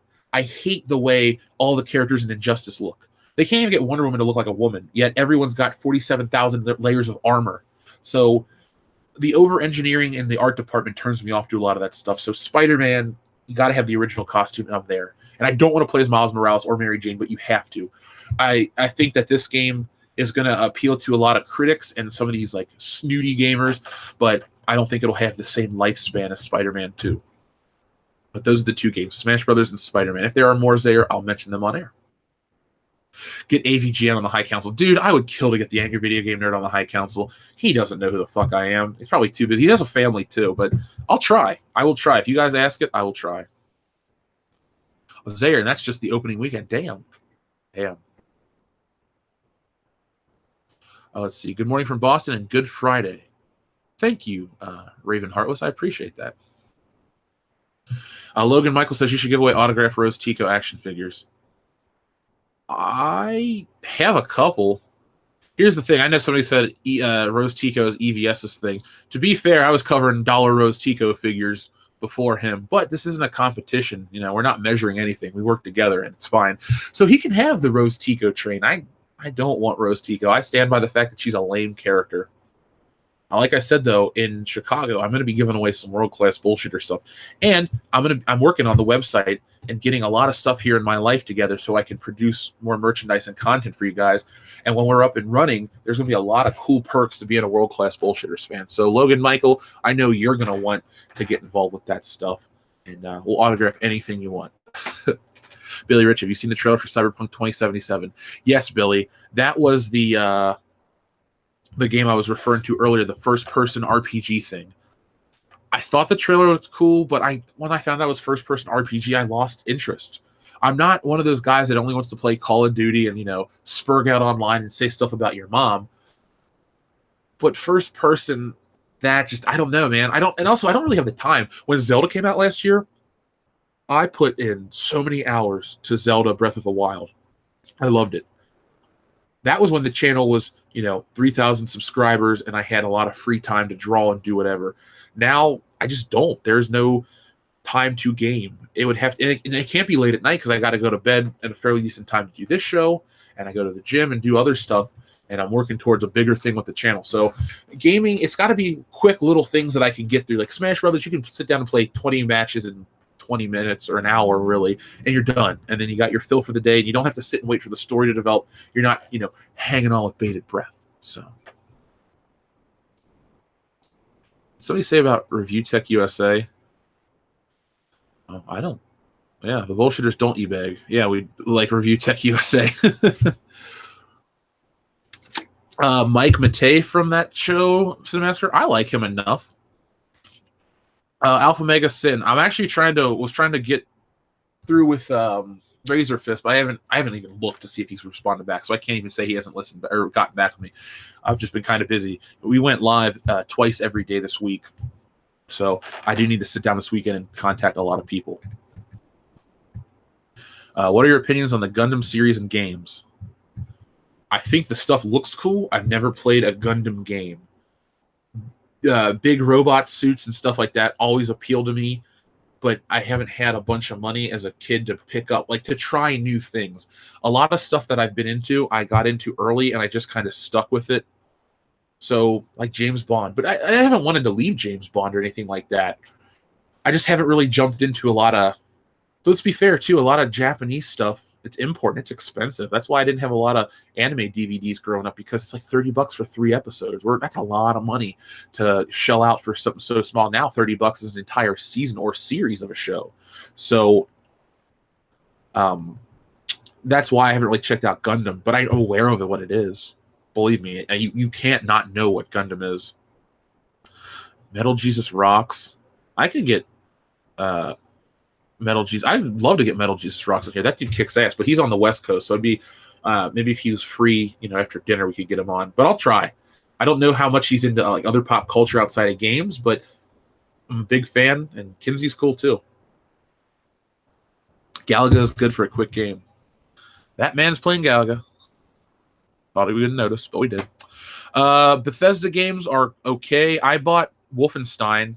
That's Bethesda, right? The newest one, the something Colossus. I hated that fucking game, but I'm willing to give Fallout a chance because I played the other Fallouts and they were fun. Ooh, Zelda Twilight Princess, what an excellent choice. We had a couple super chats pop up. Let's see. The Pui, good morning from California. Enjoyed listening to you when I was in Ohio. Well, thank you, The Pui, for listening to us no matter where you are in America. It's greatly appreciated. I hope you enjoyed your time in Ohio. We're dealing with the heat of the summer, but we'll be okay. But again, thank you for being up with us at 5:58 in the morning. Whew. Hope you're having a good day. I hope you have an easy day. It's Friday, folks. Get through work. Take it easy. Next week is the 4th of July. Let me know some of your craziest 4th of July stories. I'll tell you one after I get to the super chats and redo the news at the top of the hour. I got a funny one. Shamaniac. I spent 400 hours on Breath of the Wild. I regret nothing. Game of the year. Well, yeah, you taught me. I say conservatively maybe 80 is what I put in. I don't know. I really don't remember a number. I'll tell you this, though, Shamaniac. I put in probably 500 hours on Grand Theft Auto 5 and a couple hundred hours on each Grand Theft Auto that came before it. That's my series. Maybe some people don't like the crime aspect or they don't like the open world, but for me, an open world game where I have freedom to do whatever I want and use cheat codes to get away with it, I'm there. Like, I am there. GTA 5 director mode, invincibility, no cops, low gravity, super jump, infinite bullets. Oh my God, I could do a 24-hour game stream of just that game where you guys tell me what to do to the people. Maybe that sounds like a fun idea. We'll do that. Logan Michael, what are some of the weirdest things you've seen in public? Well, Logan Michael, the weirdest thing I've seen recently that I could talk about on air was a lady in Panera Bread who had a tutu on and 2 different shoes. And she looked like she had been out all night partying hard. She didn't look like a drug addict or something that you had to feel worried about, but it looked like she was at like a bachelorette party and got annihilated and just never went home. Let's see what else. I live in an area where you see a lot of weird people, so maybe it becomes kind of normal. Huh. That's an interesting question. I'm trying to think. Weirdest thing I've seen in public. I'm going to go with that. Oh, weirdest thing that's ever happened to me in public was the guy with AIDS that approached Dion and I in Dallas, Texas. You see why I say I've never had a good time in Texas? We're on the corner of a street in Dallas, and this black guy comes up to Dion and goes, "Hey, man, I used to be your weight about 18 months ago." And Dion goes, "Oh, yeah? What'd you do to lose all the weight?" He goes, "I got AIDS." True story. On my life. Swear to God, that happened. And I ran off because I didn't want something crazy to happen. You don't know people. He's got AIDS. I'm not saying he's going to attack us or do anything weird or that I have problems with people with AIDS, but you don't know. It's just a weird situation. There was also a car following us, so it was kind of an interesting thing. Klein Dropper, thank you. Did you ever do a ME Andromeda review? Hilarious. I have not, but I'm open to do whatever the fans want to listen to us talk about. So Klein Dropper, if you shoot us an email about that or something over on the Facebook, we can make it happen. Raven Heartless, I don't know if I saw it. I'll be honest, I had to get ready for the show. But I got a little bit of time after this. And when you see a like pop up, I saw it. Jason Murillo, in the words of AC/DC, have a drink on me. Thank you very much, Jason. It's a little early, so I'm going to have a sip of this coffee, which I have a full another one. I've been drinking it kind of slow this morning. But I appreciate that. And Jason, if you want to hear me have a couple drinks, listen to last night's podcast where I had, I don't know, half a bottle of Crown Royal. I got toasty. It was a good night. Thanks to everyone who stuck with us. Let's see who else we had right here. Paul Bellatier. Group tickets for WrestleMania? Oh, yeah, we get them every year. I've been to the last 13. Everyone that's ever been on this podcast has been to a WrestleMania with us as a regular, member. The gentleman Brian Callahan has never been. But if you guys go to our Podbean and you see all the pictures of the guys that I've drawn for the show, we were all at WrestleMania together at one point in time. Dan's been to 6 or 7. Dion's been to 4 or 5. Yeah, we go to WrestleMania every year. It is a thing that I have to do. Oh, we're trending on YouTube Live. Awesome. I wish we had 10 times the listeners, but that's okay.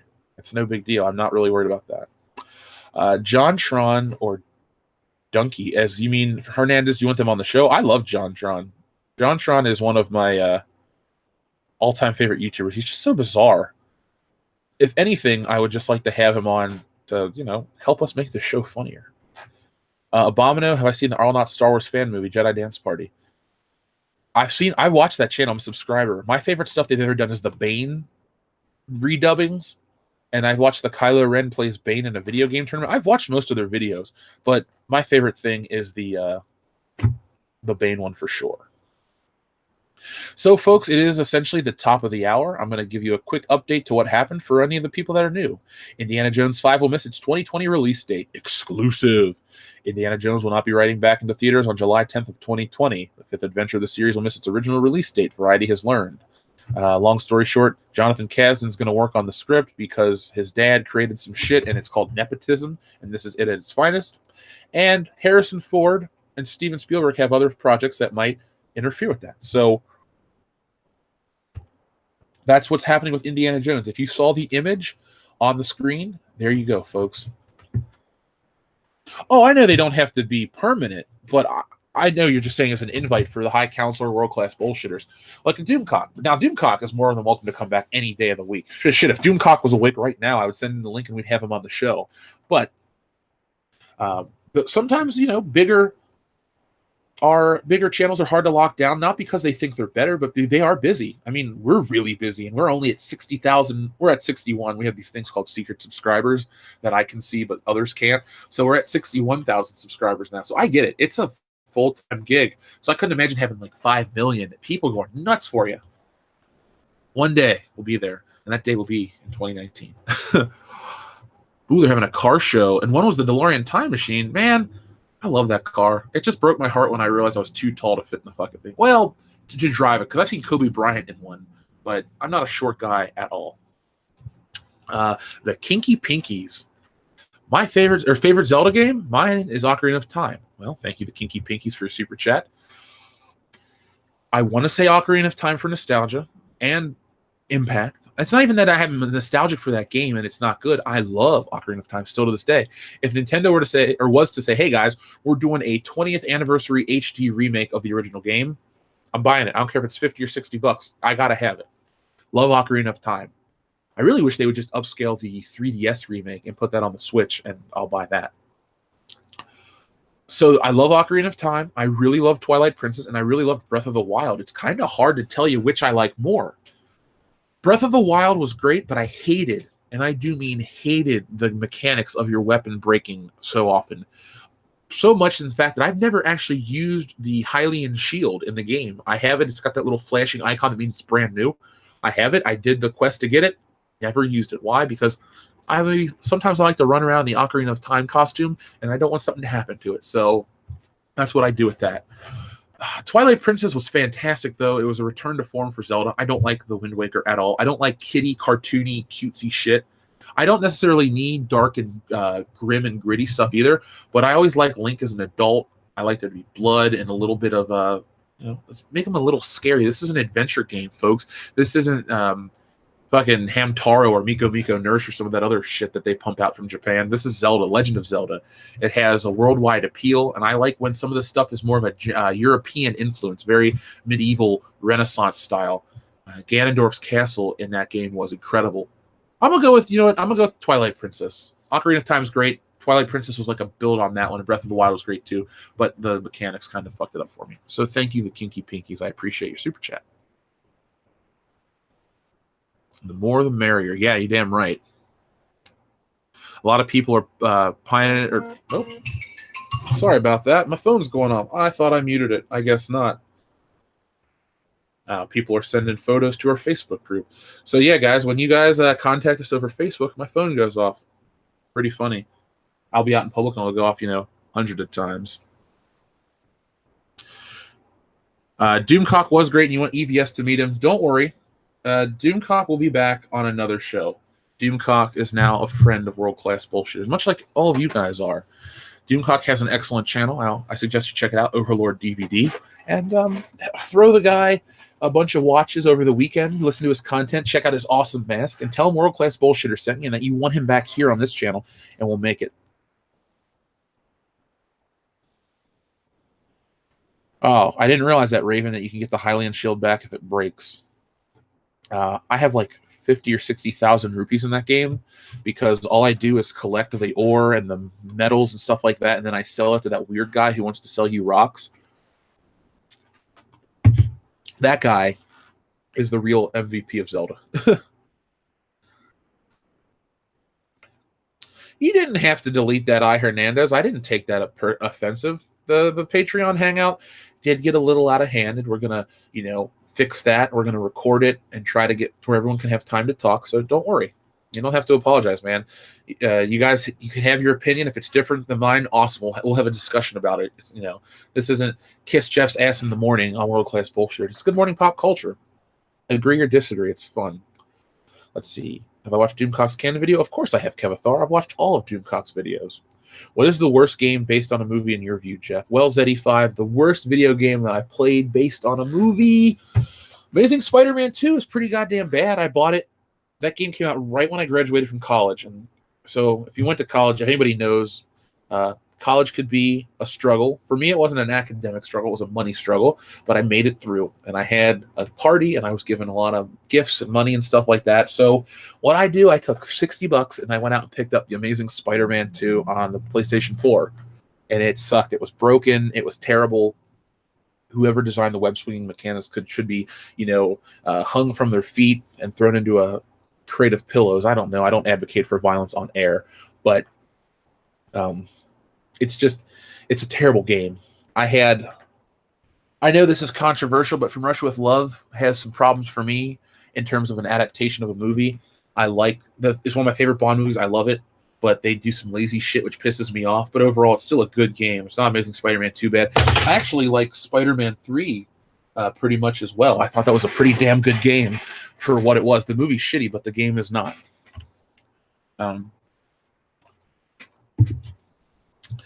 Let's see. Do I collect retro media like cassettes or vinyl records? Gamepad, I collect anything and everything with Beverly Hills Cop on it. I would love to say, hey, folks, send me your Beverly Hills Cop shit that you find in the wild on it through a P.O. box, but I probably haven't. So I have vinyls, cassettes, and CDs of Beverly Hills Cop, all brand new. I went out and picked those up. Yes, the CD and the vinyl are re-releases, and that's okay for now. I'll find some original printings down the road.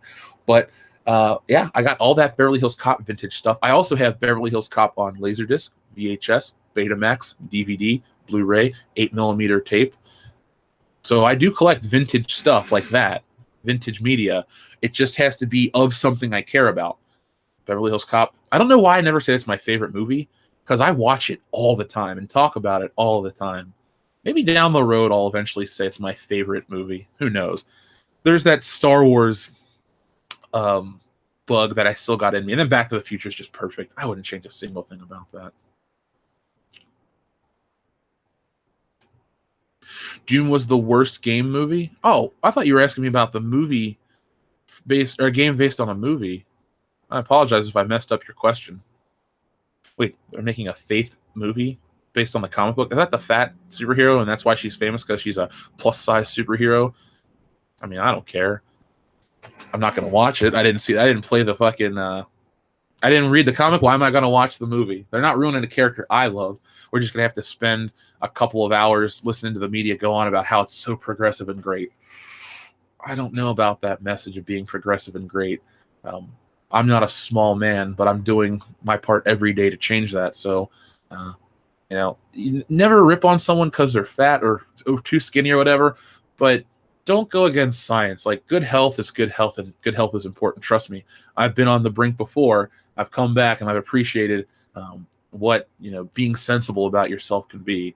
And I wouldn't go back to that ever. Believe me, I've had times where I'm like, I should eat this. Nope, I shouldn't eat this. So there's my little Apple box moment. I apologize if I turned anyone off to talking about that.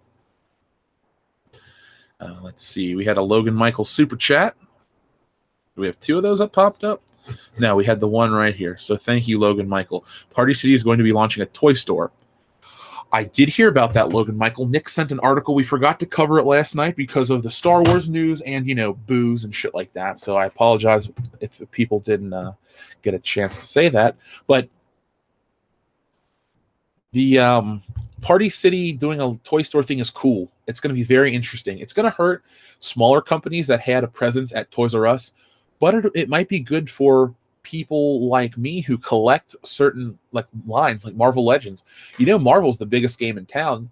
Star Wars is going to be interesting too. Star Wars probably won't have as much of a presence as that they think, because if they're going by the numbers, Star Wars toys and what's being produced and stuff.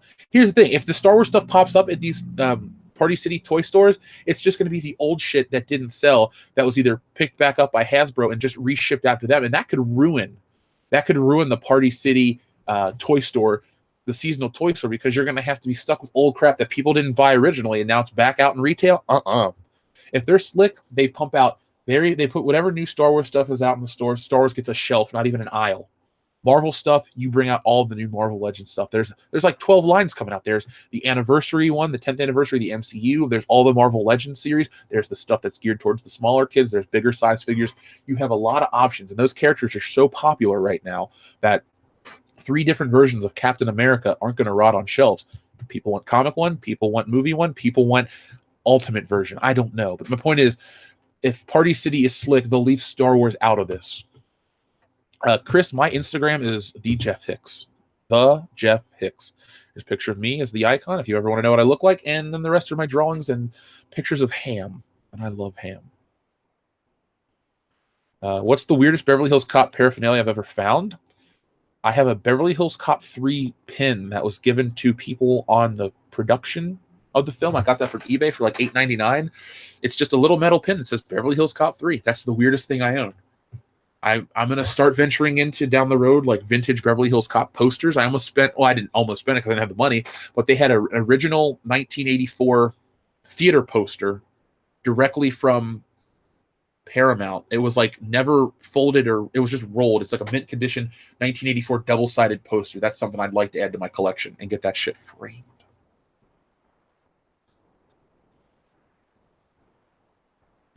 Logan Michael again, thank you very much. Toy Biz did a better job with Marvel Legends.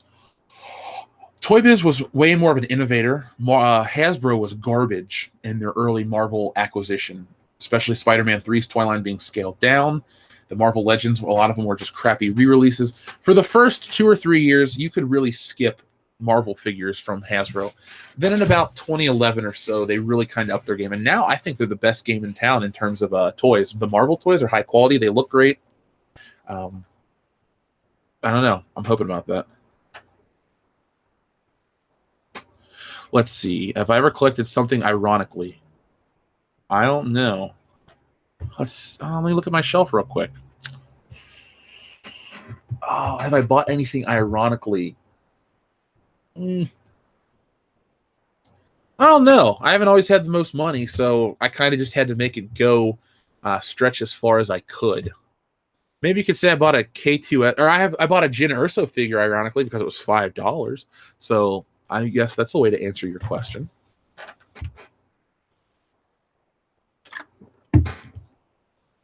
Cecil almost revealed his face. I know Cecil's real name, and I've seen Cecil's face. I can't tell you guys that, but Cecil's closer than you realize at all times. Cecil looks like Kevin Smith was a neckbeard. Venture Bros is coming back. Cool. I didn't even realize it was still rolling. I think Marvel Universe line is underrated. Are you, Logan Michael, you mean the 3.75 inch line? I picked up quite a few. I had the first release of Spider-Man. I got Cyclops from Jim Lee. I liked that they did that scale for a while, but when they stopped producing the movie figures in that scale to go with it, it kind of died down. It would have been, if they would have upped the quality of those 3 3/4 inch figures early on in the line and kept that rolling through now, you could have built a really good world with Star Wars, G.I. Joe, Marvel, and you could have been a kid that's like, hey, I need a Jeep for Captain America and Bucky. Well, then G.I. Joe has a Jeep on the shelf, and they all fit. Hasbro kind of fucked up with the line discrepancy in the sizes.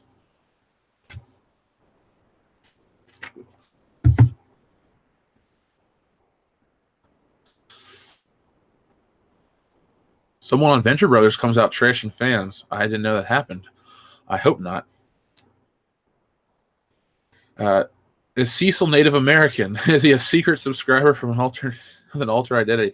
I'm not going to tell anything about Cecil. I don't think Cecil wants his private stuff leaked, so I won't say anything. But like I said, he's closer than you guys realize. Cecil is not Ethan. I apologize to, you. Kevin Smith should make a Star Wars film. I don't know about that.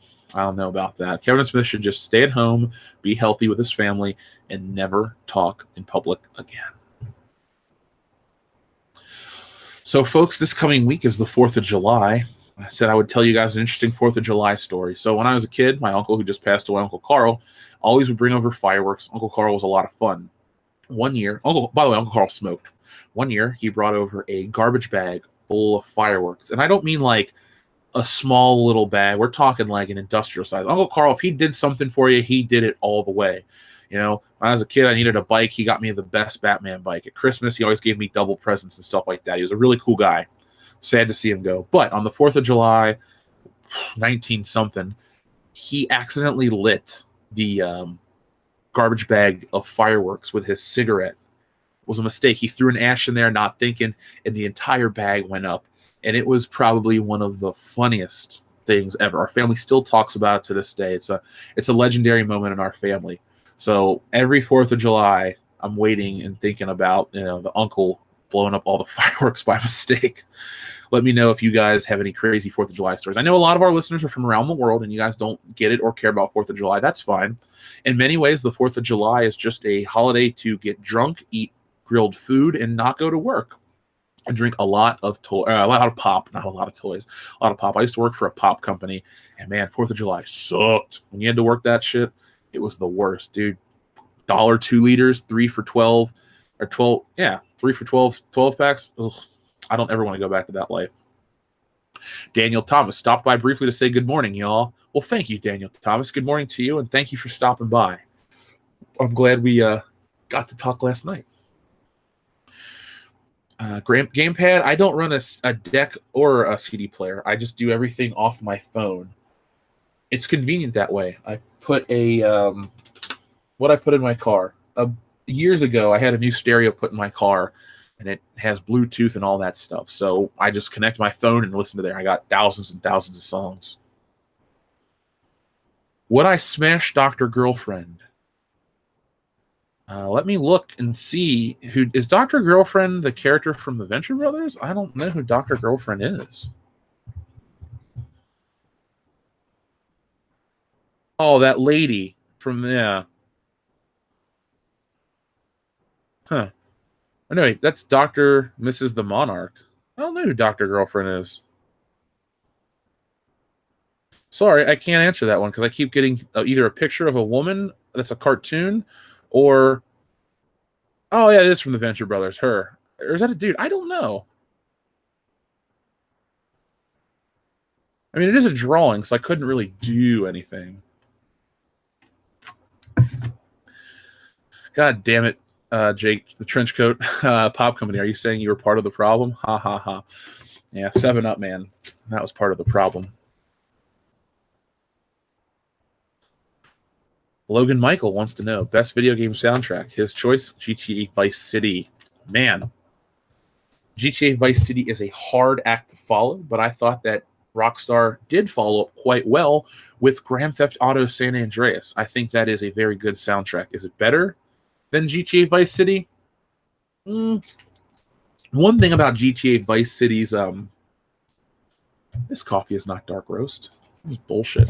The thing about GTA Vice City is they pick a lot of great songs from a lot of great artists, but sometimes they don't get the actual, like, the best song from the artist.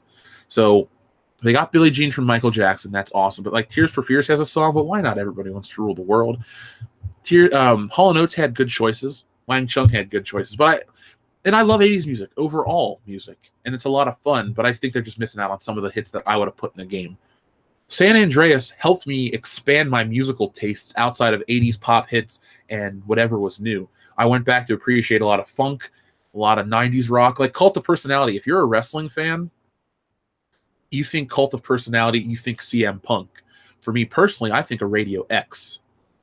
GTA San Andreas really just broadened my musical tastes to a point where now I know all kinds of original versions as well as the rap remakes and all kinds of stuff. So I'll go with San Andreas. I think San Andreas was a better game than Vice City on every front.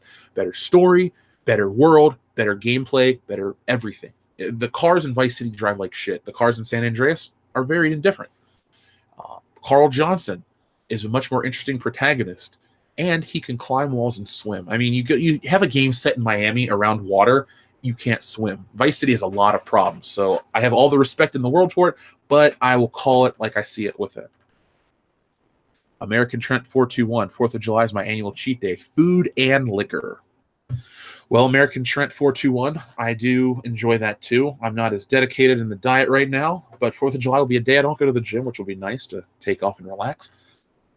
Also, my mom's birthday is the 5th of July, so we always celebrated my mom's birthday either on the 4th or the day after, which will be her actual birthday. So 4th of July, is kind of like a double thing for me. And usually some friends I know always have parties or grill outs, and I get invited to those, and we get drunk. And I got a story I'll tell about 4th of July last year on Patreon if anyone ever wants to hear it. Make sure you mention it for the next time we do World Class Bullshitters After Dark. Logan Michael, Dr. Dre or Ice Cube? As an actor, because I don't think Dr. Dre's been in anything, Ice Cube's awesome. He's the man. But Dr. Dre, this is hard, man. That's a good question. I'll go with Ice Cube overall. Yeah, Dr. Dre did The Chronic and, was really impactful and brought Eminem to the world, or at least helped bring Eminem to the world. But Ice Cube had better hits. He's just a really good actor and seems fun. So I'm going to go with Ice Cube every day.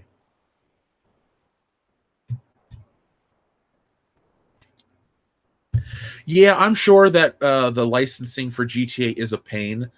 That's why when you get releases on other consoles, I think maybe the mobile version of Vice City is missing something. I have it on my phone. I have 3 and Vice City for my phone. The controls are just horseshit, so I don't play them, but maybe that's the problem. Maybe I should get one of those controllers for my... I got it on the console. It doesn't matter. But yeah, licensing's expensive as shit. Somebody says that Sunglasses at Night by Corey Hart is the greatest song ever written. It's a good song. It's on my phone. A Grand Theft Auto movie directed by Quentin Tarantino. Ooh. I think if you do a GTA... Well, here's the one thing about a GTA movie. The new GTAs are so influenced by other films that it would almost be like a copyright issue, because GTA 5 is like Heat in many ways. There's a little bit of a Die Hard vibe. GTA 4 is like, or not 4, but San Andreas is like Boys in the Hood meets a couple other things, Colors, shit like that. So basically, they just take era-appropriate films and rewrite a story to fit the game. Do I want to see more crime movies? Yes, I do. As long as if they're going to adapt GTA into a movie, as long as you don't do fucking GTA 4 with Nico Bellic. I hate GTA 4. Like, we could go onto a podcast about why GTA 4 is a letdown and why Saints Row 2 was the proper GTA game of 2008. That's a topic for another day. Sorry to talk about Maz Kanata. By the way, because that's why I'm talking about it, top of the hour, Indiana Jones 5 will miss its 2020 release window. We actually don't know when the date is. It was supposed to come out in 2020, but that's been moved. It's supposed to be July 10th, 2020, but it's fallen out of that favor. And now we got Steven Spielberg, who's going to be working on another film. Harrison Ford is going to do some voiceover work, and hopefully we can get our World Class Bullshitters comic up to enough to where we can actually hire Harrison Ford to be in the movie adaptation of the story where we kidnap him. But yeah, Indiana Jones, there's no release date now, so we don't know when it's actually happening.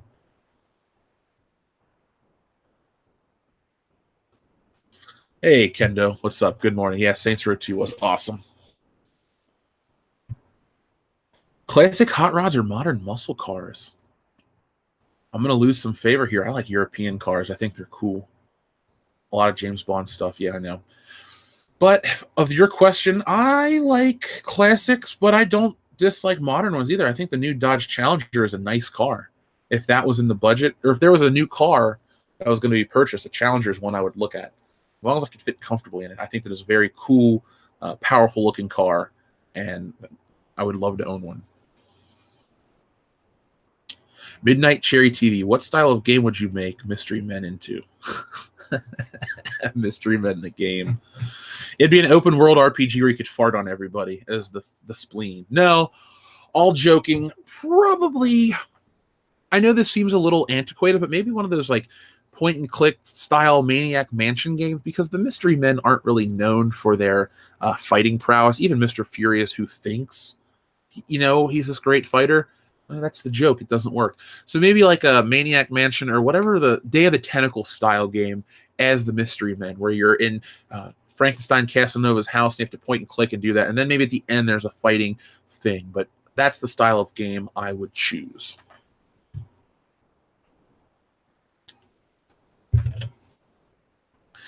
BMW M3 is my favorite European car. BMWs are sexy automobiles.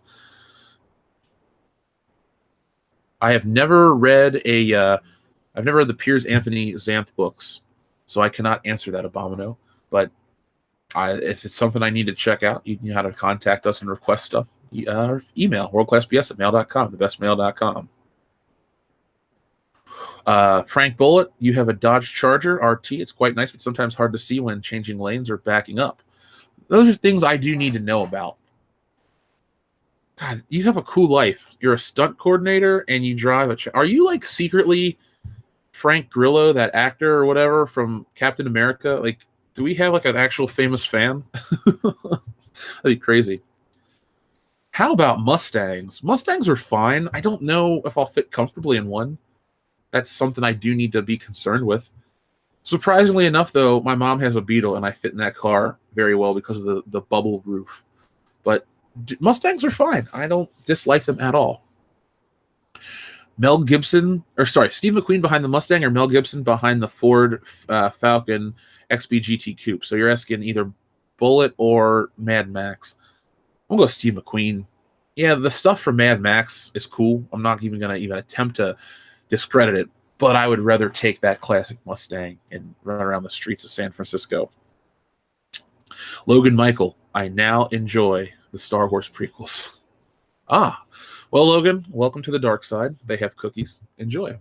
No, there are parts of the Star Wars sequels that are fine, or prequels that are fine. Overall, it's better than what we're getting now, so therefore, I guess people elevate it. Well, that's my answer. And Frank Bullitt says that he's Cecil. Hello, Cecil.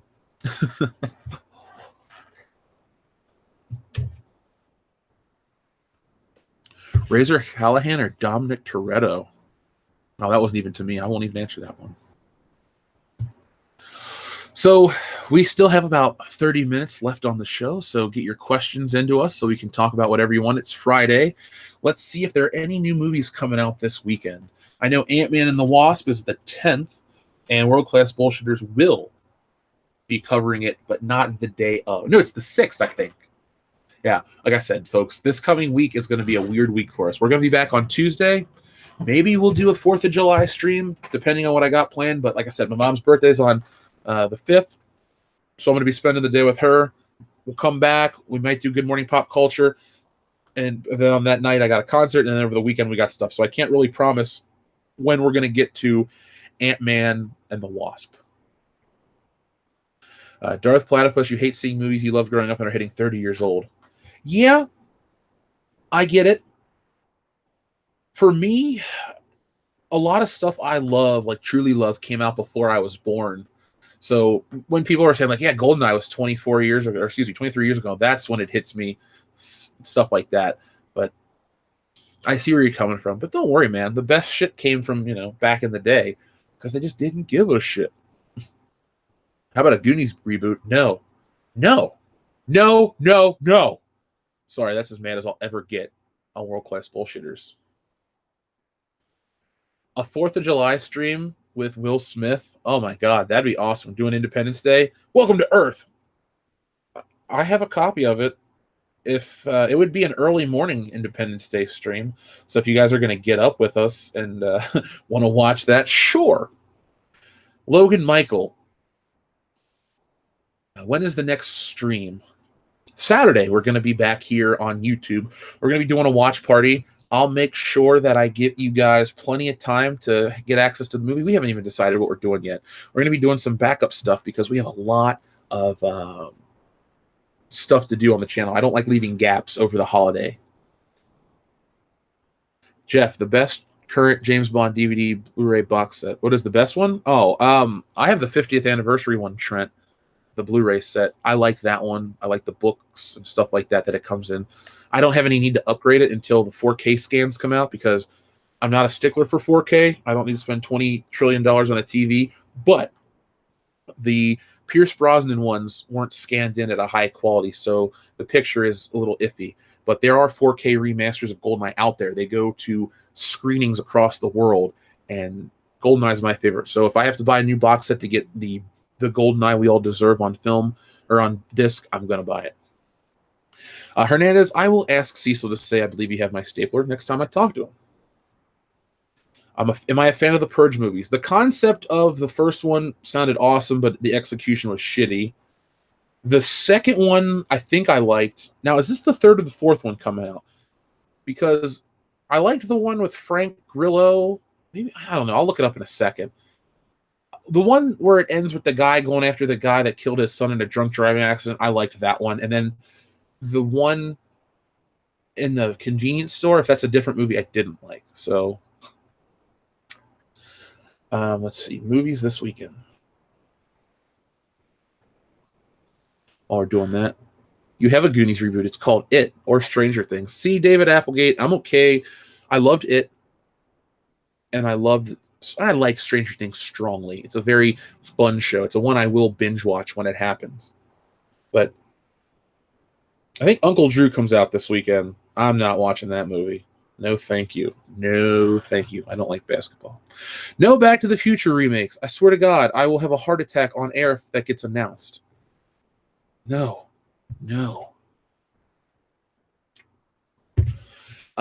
Kyoto Films, I hit up my Toys R Us last day was Saturday.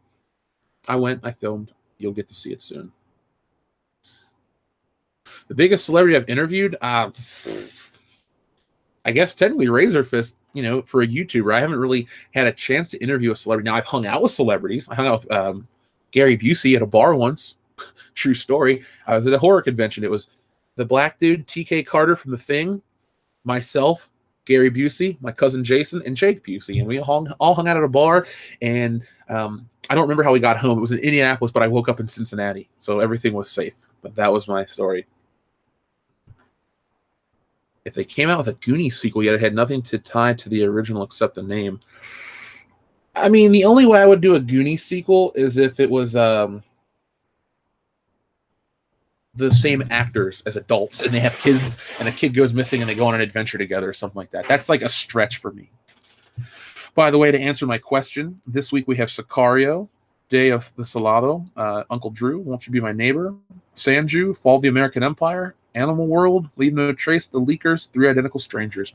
If I had to see one, I would go see Sicario, even though I haven't seen the original one. Had a few super chats pop up. Thank you very much. The Kinky Pinkies. Ever played Indiana Jones and the Fate of Atlantis? As a kid, I played, I think on X-Wing for the PC, there was a demo that you could click and play, because that's the PC one from, 92 or 3 or something like that. I played the demo that was on one of the other LucasArts games. I've never played the full game. Now, for Indiana Jones games, to answer your question a little further, because I don't like to, just say yes or no and move on, Indiana Jones and the Infernal Machine sucked for the N64, but Indiana Jones and the Emperor's Tomb for the original Xbox, and it's on PS2 and PC, but the one I had was for Xbox. It's one of the best games I played that's licensed. I loved that game. I was so good at it. I loved the combos.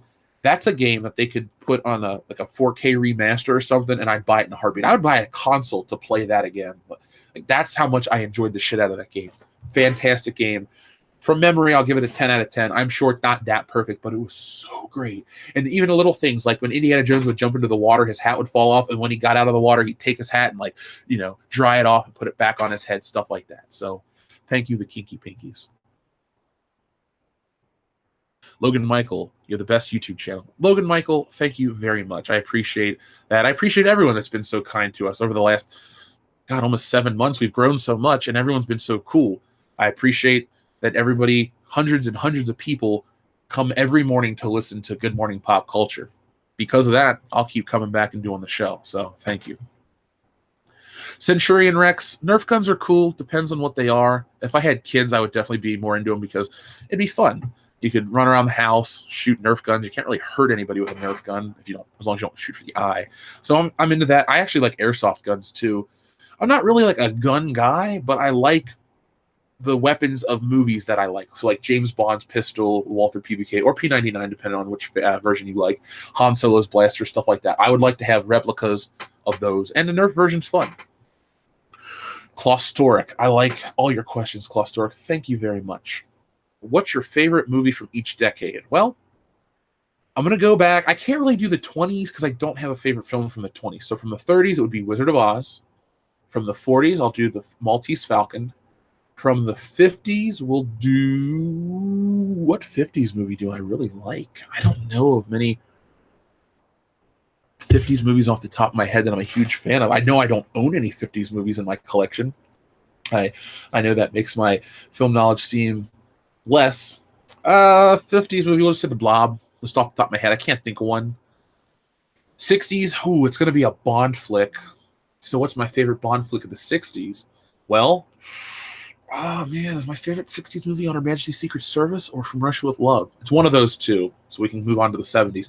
70s is easy answer. Star Wars. Favorite movie of the 80s? Back to the Future. Favorite movie of the 90s? Ooh, now this is another hard pick. Do I go Goldeneye? Do I go Wayne's World?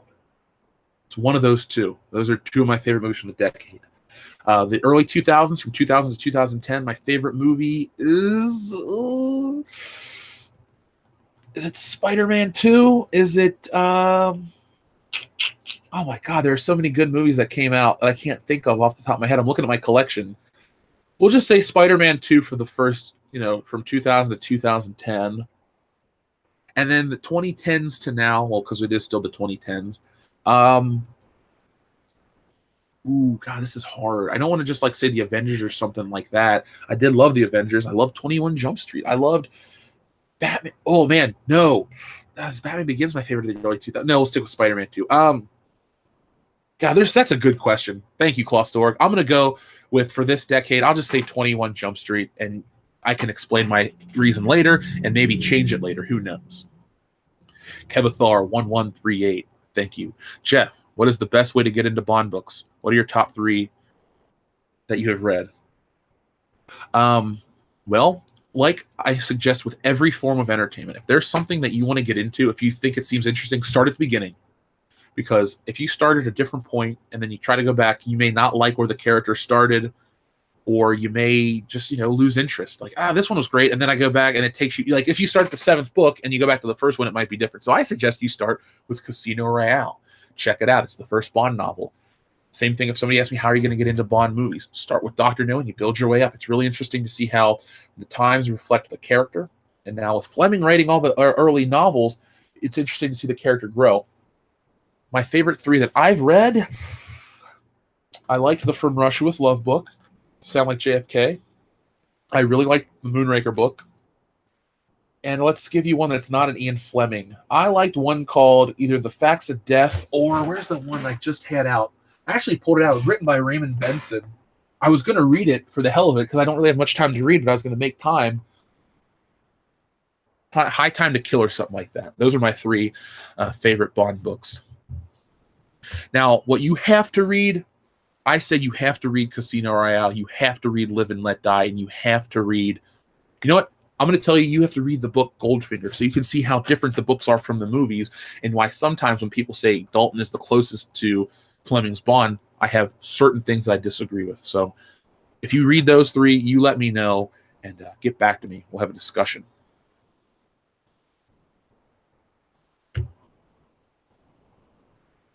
Abomino skipped it because of the Dark Tower. I've told this story on air and I'll tell it again. I went to go see the Dark Tower. Dan and I got to the movie theater where you had to pay for parking. We looked at each other. We decided we were more hungry than we were interested in the Dark Tower, so I haven't seen the film. I loved it. I loved the miniseries. I loved the new movie. I will see the sequel on opening night at midnight or 7 p.m. That'll be a World Class Bullshitters episode in a couple years. If you get a chance to watch it, strongly suggest it. I don't think you'll be disappointed at all. We had a few more super chats rolling in. Let's see. People are loving that Indiana Jones game. Thank you, Centurion Rex. Down here at the bottom. I will watch Sicario. Don't worry. I want to see it. I want to see it. Remember, Sean Connery died in the Indiana Jones universe, so he could never come back to play. Because remember, Indiana Jones in Part 4 goes first Dad, then Marcus. Or first Marcus, then Dad. Either way, in the universe, those characters are both dead. The Grand Inquisitor. You can buy a real P99 PPQ. No need for a replica. True, I could. But when I bought my Airsoft version, I was, 16 or 17? I would just play around with it and watch the movies and stuff like that.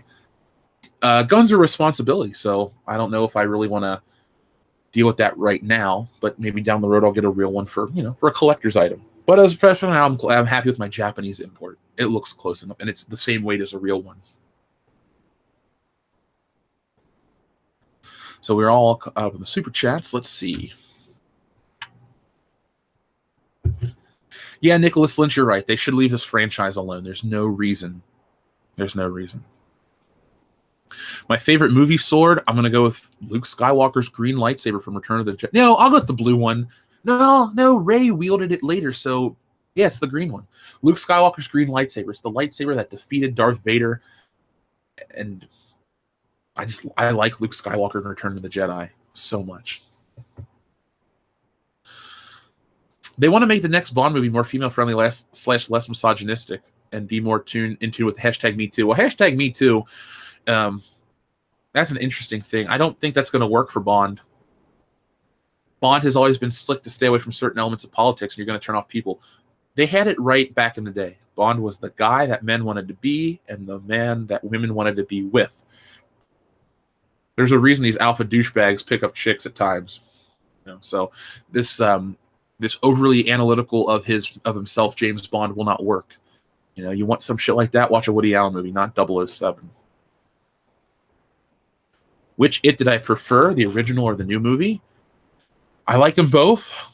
I will watch them both. I think I liked the new movie more because it was solely focused on the kids, as well as it had some nice 80s nostalgia throwback. But I like the movie too because it has John Ritter and what's the guy's name? Judge Harry Stone from Night Court. And I miss those guys. Genuinely miss John Ritter. Seemed like a great dude. Didn't have to die, so I always look back on that. Tim Curry's a fantastic Pennywise, but Bill Skarsgård did a good job too, and it was more violent, and I guess it was more accurate to the book. I've never read the It book, so I can't give you a book report on that. I really like them both. I don't think one trumps the other. I think they both exist as separate things. They're, again, back to the adaptation discussion I had earlier in the show. They're adaptations, different adaptations of the same book, so it wasn't a problem for me. They both have a spot on my shelf, if that makes sense. Thoughts on Star Trek Discovery? I don't watch it for many reasons. I really didn't grow up a Trekkie or a Trekker, whatever the preferred nomenclature is today. I'm not going to all of a sudden become a fan because it's following the SJW shit, but I also can't really tell you guys all these things, my thoughts about the show. I like the original series, I like the animated show, and I like Star Trek II, Star Trek IV, stuff like that. Kirk and Spock are my Star Trek. I don't need that. Give me Kirk, Spock, Bones, Sulu, Uhura, Scotty. We're good. I don't need Michael Burnham or Michael Spock or whatever the fuck that lady's name is. Not for me.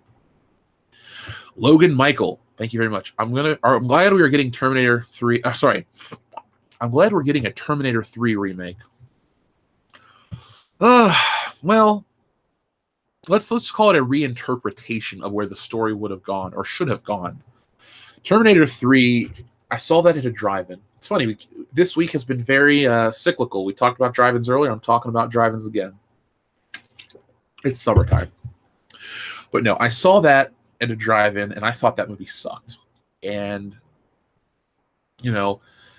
James Cameron not being involved maybe is the reason. Maybe it was that early 2000s era. Like, there were a lot of shit movies that came out between 90 or 2000 and 2004. It was a really weird time to be a fan of film. The only things people really talk about from that era, like the Spider-Man movies, the X-Men movies, and like Ocean's 11 or something. Even like Rush Hour 2, which I love Rush Hour 1, came out in that weird era, and it's really kind of forgettable. You had a forgettable Star Wars movie. Lord of the Rings is probably the big one that people still remember from that era. So anything's better than Terminator 3, 4, and 5. So yeah, Logan Michael, I'm kind of glad too. Pierce 629 is letting me know that Sicario is really good, but I don't have to see it for continuity reasons before seeing the second. Okay. I will take that to heart. If I have a free morning or a free afternoon, I'll go check it out. I like, what's his face? Benicio del Toro. He's in it, right? That's his thing. I wanted to check out, like I said, the first one, it was on my Hulu, but it went away from Hulu, so I can't check it out. And Darth Primus, I agree that Anakin's blue lightsaber is the most iconic lightsaber of all time. I would call it Luke's because it was Luke's in terms, like, I break down Star Wars in two different ways, in universe stuff and the real world stuff. And I always think the real world stuff trumps in universe stuff because that's like really what it is. So for people from 1977 to 2002, that was Luke's lightsaber. Now, I know you're going to say, but it says your father's lightsaber. I get that. I'm not saying that that's not the case. But it was always associated with Luke for that period of time. Even if you want to say, well, Return of the Jedi, he had the green one. I get it. But how many people watched Star Wars between its release and Attack of the Clones? Luke, for majority of real world time, Luke carried that lightsaber. So I always call it Luke's lightsaber. But yeah, it is the most iconic, and we're not even going to have to disagree on that one. Batman and Robin is a really terrible film. It's pretty shitty. Logan Michael, did my message go through on Patreon? The first one did not. The second one did.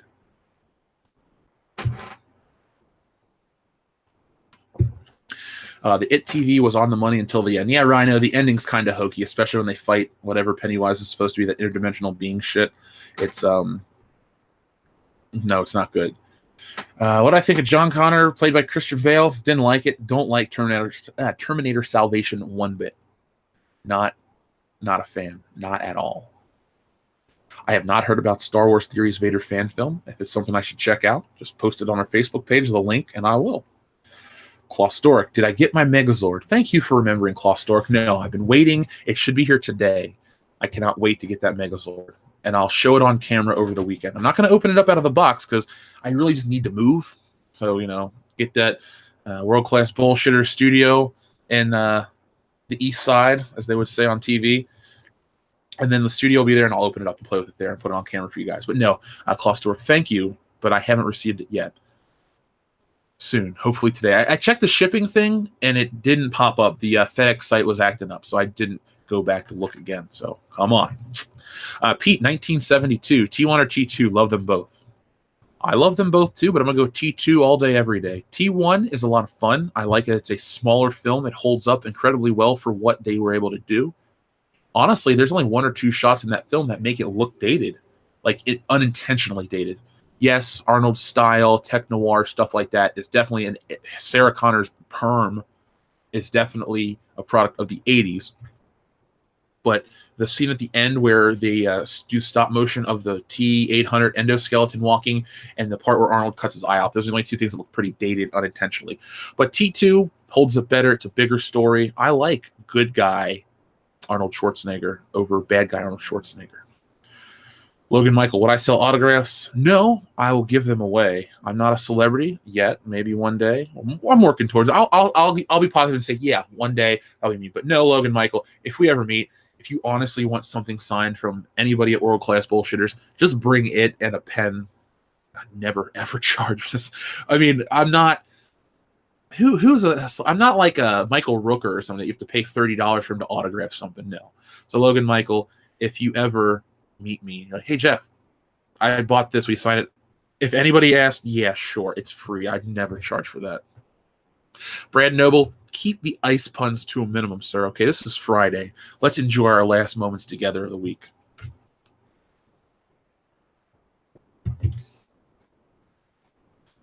What about sign my girlfriend's boob? Well, yeah, I'll sign one for free.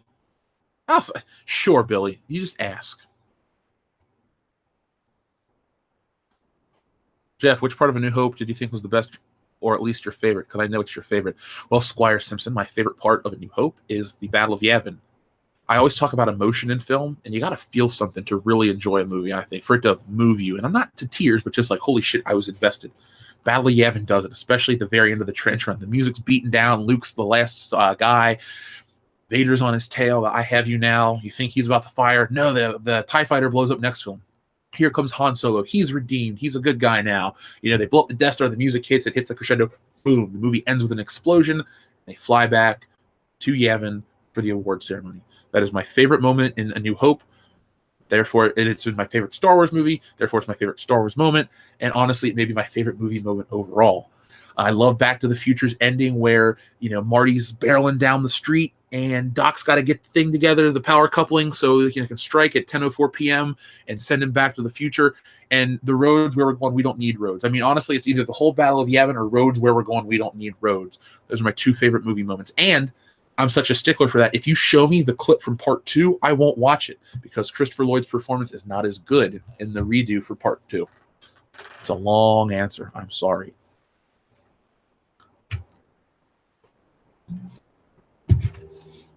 Mike Dickmeyer, the original Megazord is your personal favorite, and the Dragon Zord. Well, Mike, if you would go back and check out our live stream from Saturday night, I pulled out my original Megazord and Dragon Zord and put them on camera for you guys to check out. I have them on my shelf.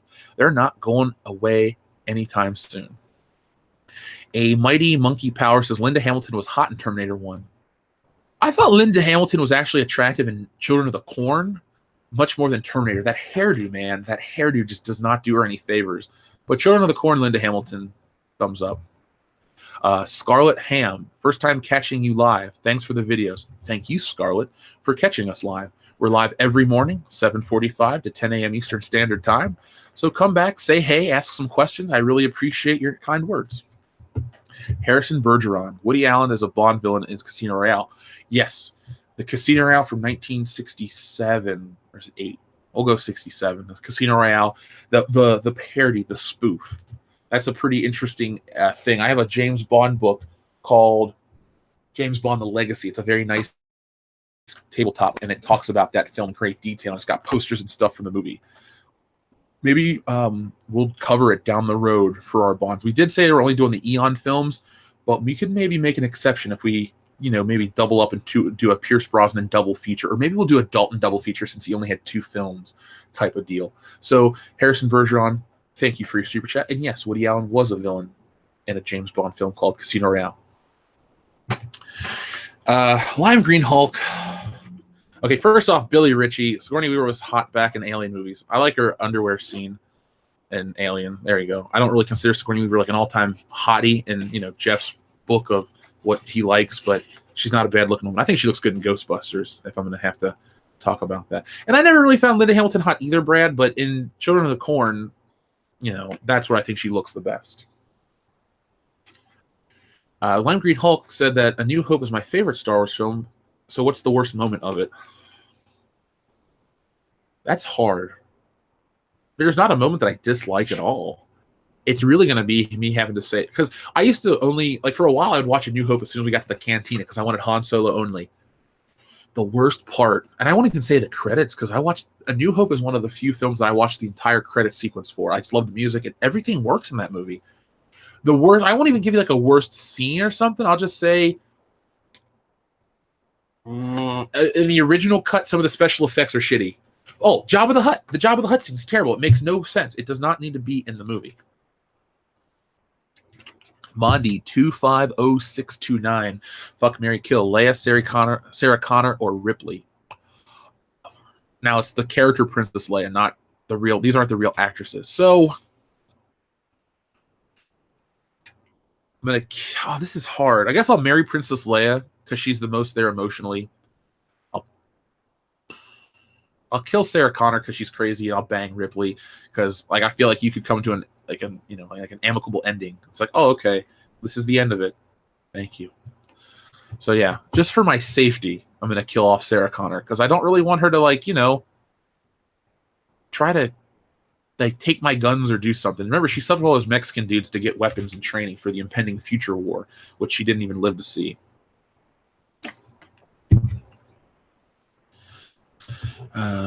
David Niven was the most gentlemanly Bond ever. Yeah, not going to disagree. Darth Platypus really liked the Dalton Bond films. License to Kill with Wayne Newton is great. I love The Living Daylights. It's a top 5 film. License to Kill, I said it before, and I'll say it again, is a little too late to the party. License to Kill should have come out early 80s when you had Scarface and Miami Vice in the public eye, when the cocaine cowboy stuff was very prominent in entertainment. To see James Bond in that setting would have been much more interesting 5 years before. So A View to a Kill oddly seems current with 1985 politics and entertainment. I like A View to a Kill. Is it the best? No. Is it the worst? No, it's not Moonraker. But you really should have had Dalton in wherever Octopussy would be in 1983. I think License to Kill would work better back then.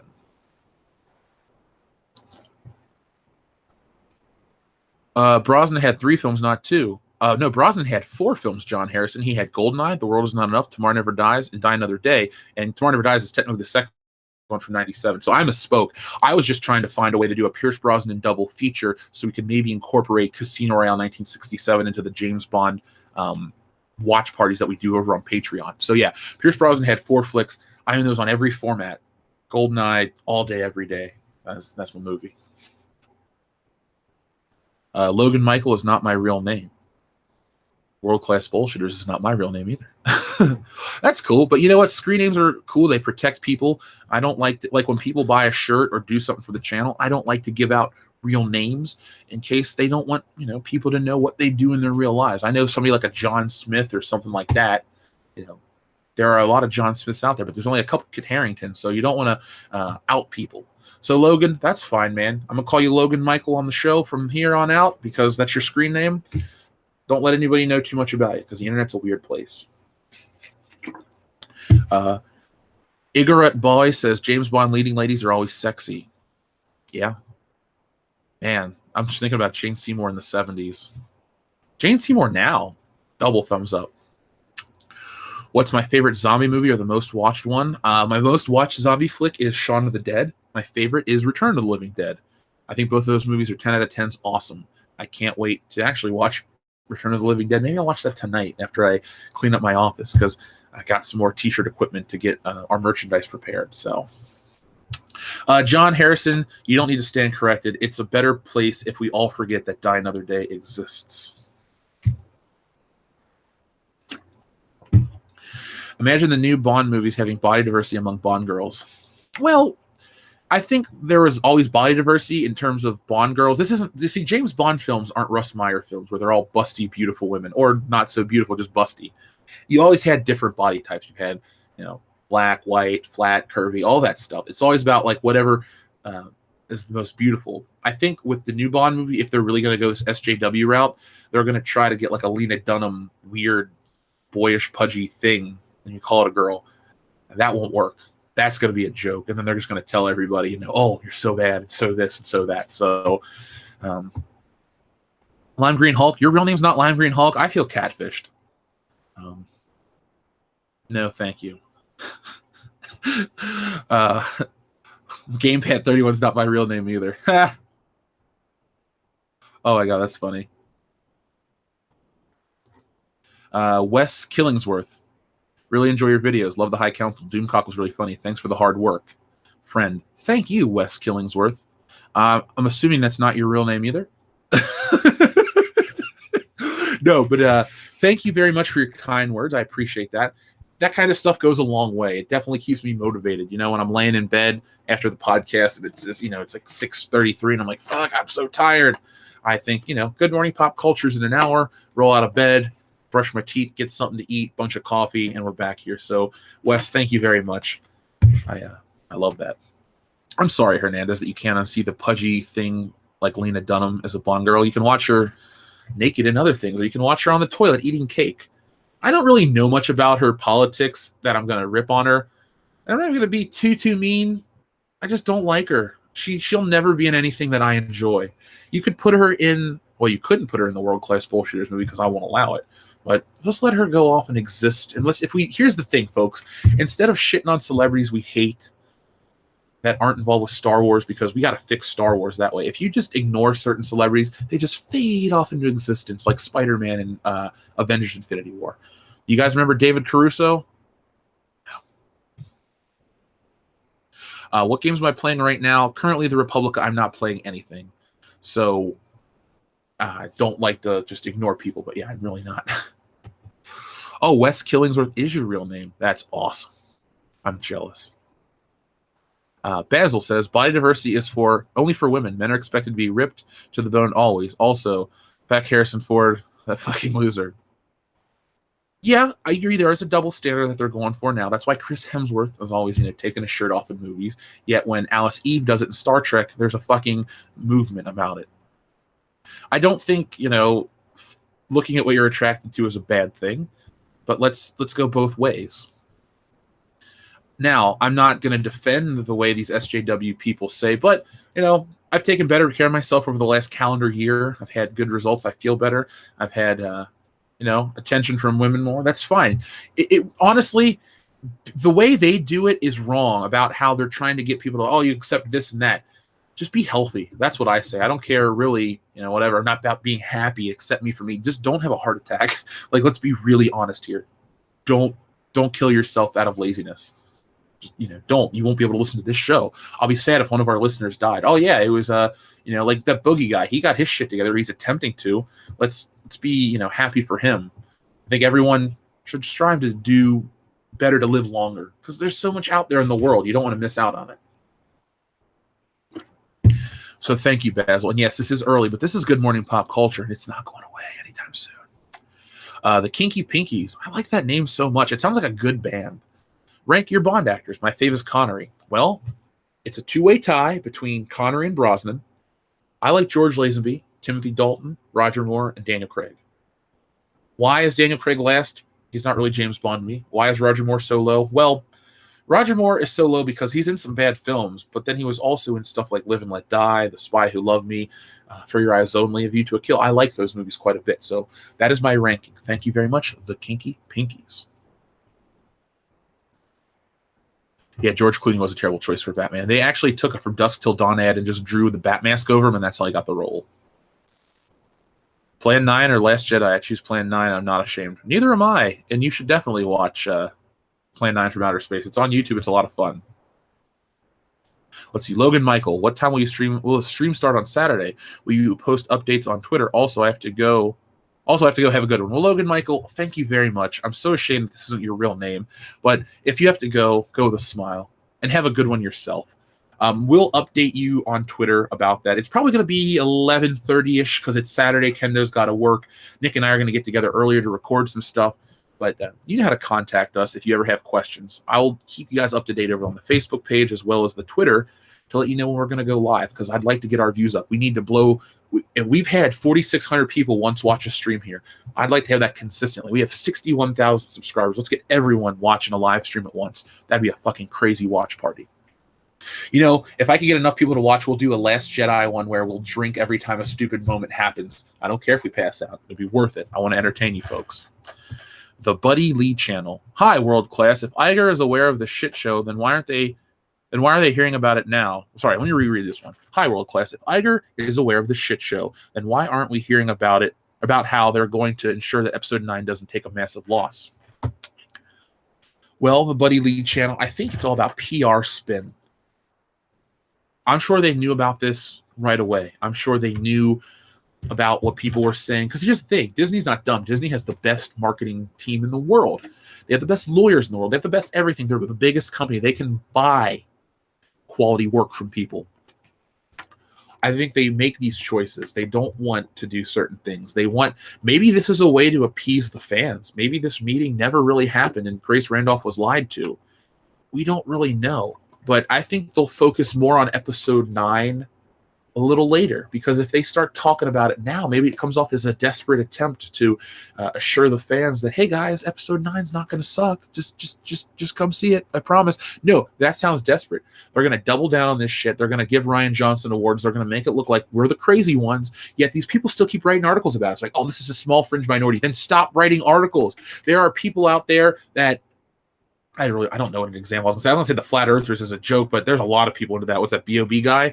My point is, if we weren't a movement that actually made sense and was making shit happen, they wouldn't be writing about it, because that generates clicks and we generate voices and sound for a lot of people to hear from us. So you'll hear more about that episode 9 stuff probably around Celebration. They're hoping that people forget over the next, 9 months or so. So no, that's why they're going to not wait, or they're not going to do it now. They're going to talk about it then.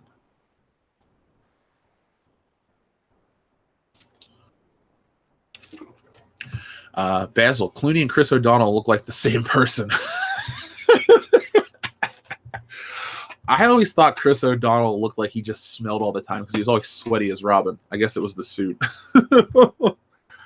Logan Michael, what will the movie be? I don't know what the movie will be yet. We haven't decided yet. Dion's out of town at a wedding, so let's just make sure he gets there safely. So Dion won't be involved, but it's going to be something fun. It might be part of our movie summer collection. I don't know yet. It might be a double feature. Centurion Rex, Jeff, watch Roger Moore's The Saint. Have I? Yes, I have watched it. I like Simon Templar. I used to catch that on BBC America. I was in high school, so I'd watch The Saint and The Avengers back to back. Emma Peel was super hot back in the day, and she was in a Bond flick, so yay, Diana Rigg. Chuck Graham, love your show. Thank you, Chuck Graham. I appreciate it. I really appreciate that. Like I said, guys, stuff like that really makes it worth the hours, and it's a lot of fun. Honestly, I've been going for over 2 hours, and it's weird. I have the most energy at the end of the stream. It's like, hey, the show's only this long, but at the end, it's when I could keep on going. Like, it really kind of sets me up for the rest of my day. I'm pretty pumped. Daniel Morgan, I have one question. Do you see the comments that are posted on YouTube or only Twitter? Well, Daniel, let me explain something. The best way for me to see what you want to say to us would be on either the Facebook or an email to worldclassbs@mail.com, thebestmail.com. Nick runs the Twitter, and he takes care of all that. I do a lot of all the videos here, so I don't really have time to run that. I don't really have time to read a lot of the comments either, because we've grown so much that we'll get go look at the Kathleen Kennedy video that's almost reached 1 million views. That has thousands and thousands and thousands of comments. So it really is hard for me to read the comments. So Daniel, if you're ever trying to reach us, like I said, an email or doing a, Facebook stuff. Yeah, if 60,000 people showed up, that'd be crazy. Fabio, if Rian Johnson writes Indiana Jones, I don't care what the story would be, because I wouldn't watch it. I'm all out. I'm on an all-out soy boycott of Rian Johnson. Fuck that guy. Dio Brando, Jane Bond in License to Drive. Dude, the movie License to Drive is actually pretty cool. I really like that movie. It's got the Coreys. It has a young Heather Graham, and I think the dad from License to Drive is in it, the TV movie. So I like License to Drive. It's an 80s flick. I would always say, hey guys, check it out. It's a lot of fun. Art Vandelay, are you going to do another Saturday Night Hangout? It was such a great show last week. Thank you, Art, for that compliment. And yes, this week's Saturday Night Hangout is going to be a little later, but it's going to be with Nick and Kenda. We're going to be watching a movie. Now, guys, if you're ever on one that you don't have access to the movie and you still want to hang out with us, don't ever feel bad about asking questions that don't pertain to the film. Realistically, it like how it is with Dion and I in person is we put on a movie and then we talk about, we get caught up, we do this, we talk about that, we drink, we hang out. So the Saturday night watch parties are just a way to have a beginning, a talking point to start with, and then it can go into anything. So Art, if you liked the one where I did the camera work and stuff like that, I can do those more down the road. I'm going to get myself a USB hub and a couple other things for the production of the channel. And once I get that, I'll be able to keep this mic plugged in, my scroll mouse, as well as the camera. So Saturday night, we'll be back at 11:30. Make sure you don't miss it. Now, next week is going to be a little sparse from World Class Bullshitters live streams, but I'm working on videos, so you guys don't forget we exist over the week. See, any more super chats before I close this out? So, no. Okay, Indiana Jones 5, 2 hours of Ryan Johnson and the stocks being whipped by Harrison Ford and the fedora. I'll watch that, Dark Platypus. I take back on everything.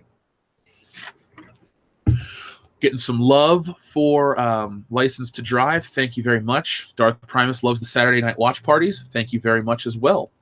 I love doing those too. I mean it. I like talking to you guys the best of anything on the channel. This is the most fun I have. I like writing the videos and doing the research and all that stuff. It reminds me of college. I write, a research paper every day, it feels like, when I do videos like that.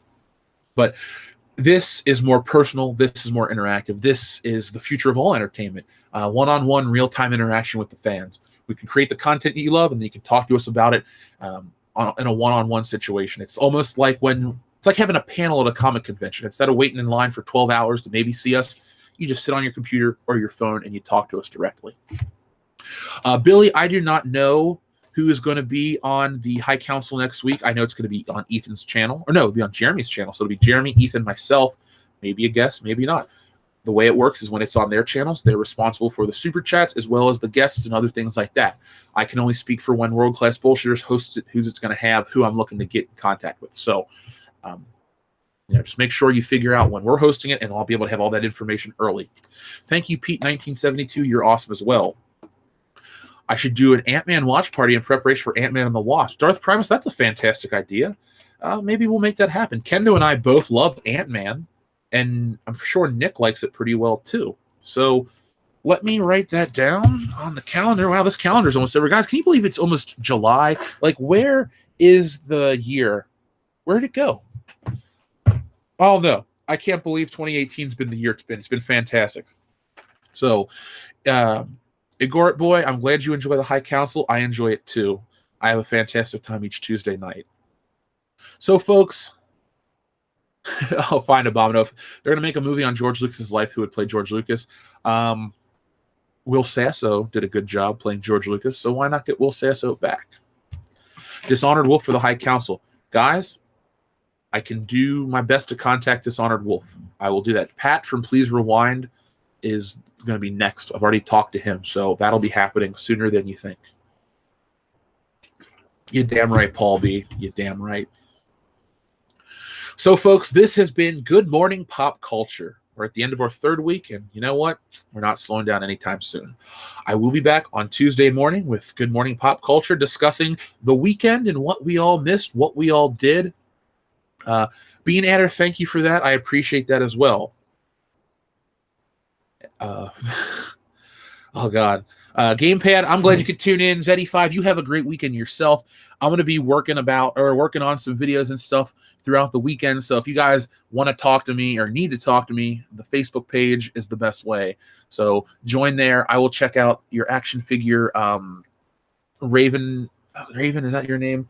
I'll be back there. So is Cecil going to be on the High Council? I can't speak for Cecil showing up. That is all about what EVS is going to do or Jeremy's going to do this week. So it all depends on them. That's the beauty of the High Council. It's the same show on a different channel with a different take every week. It keeps it up.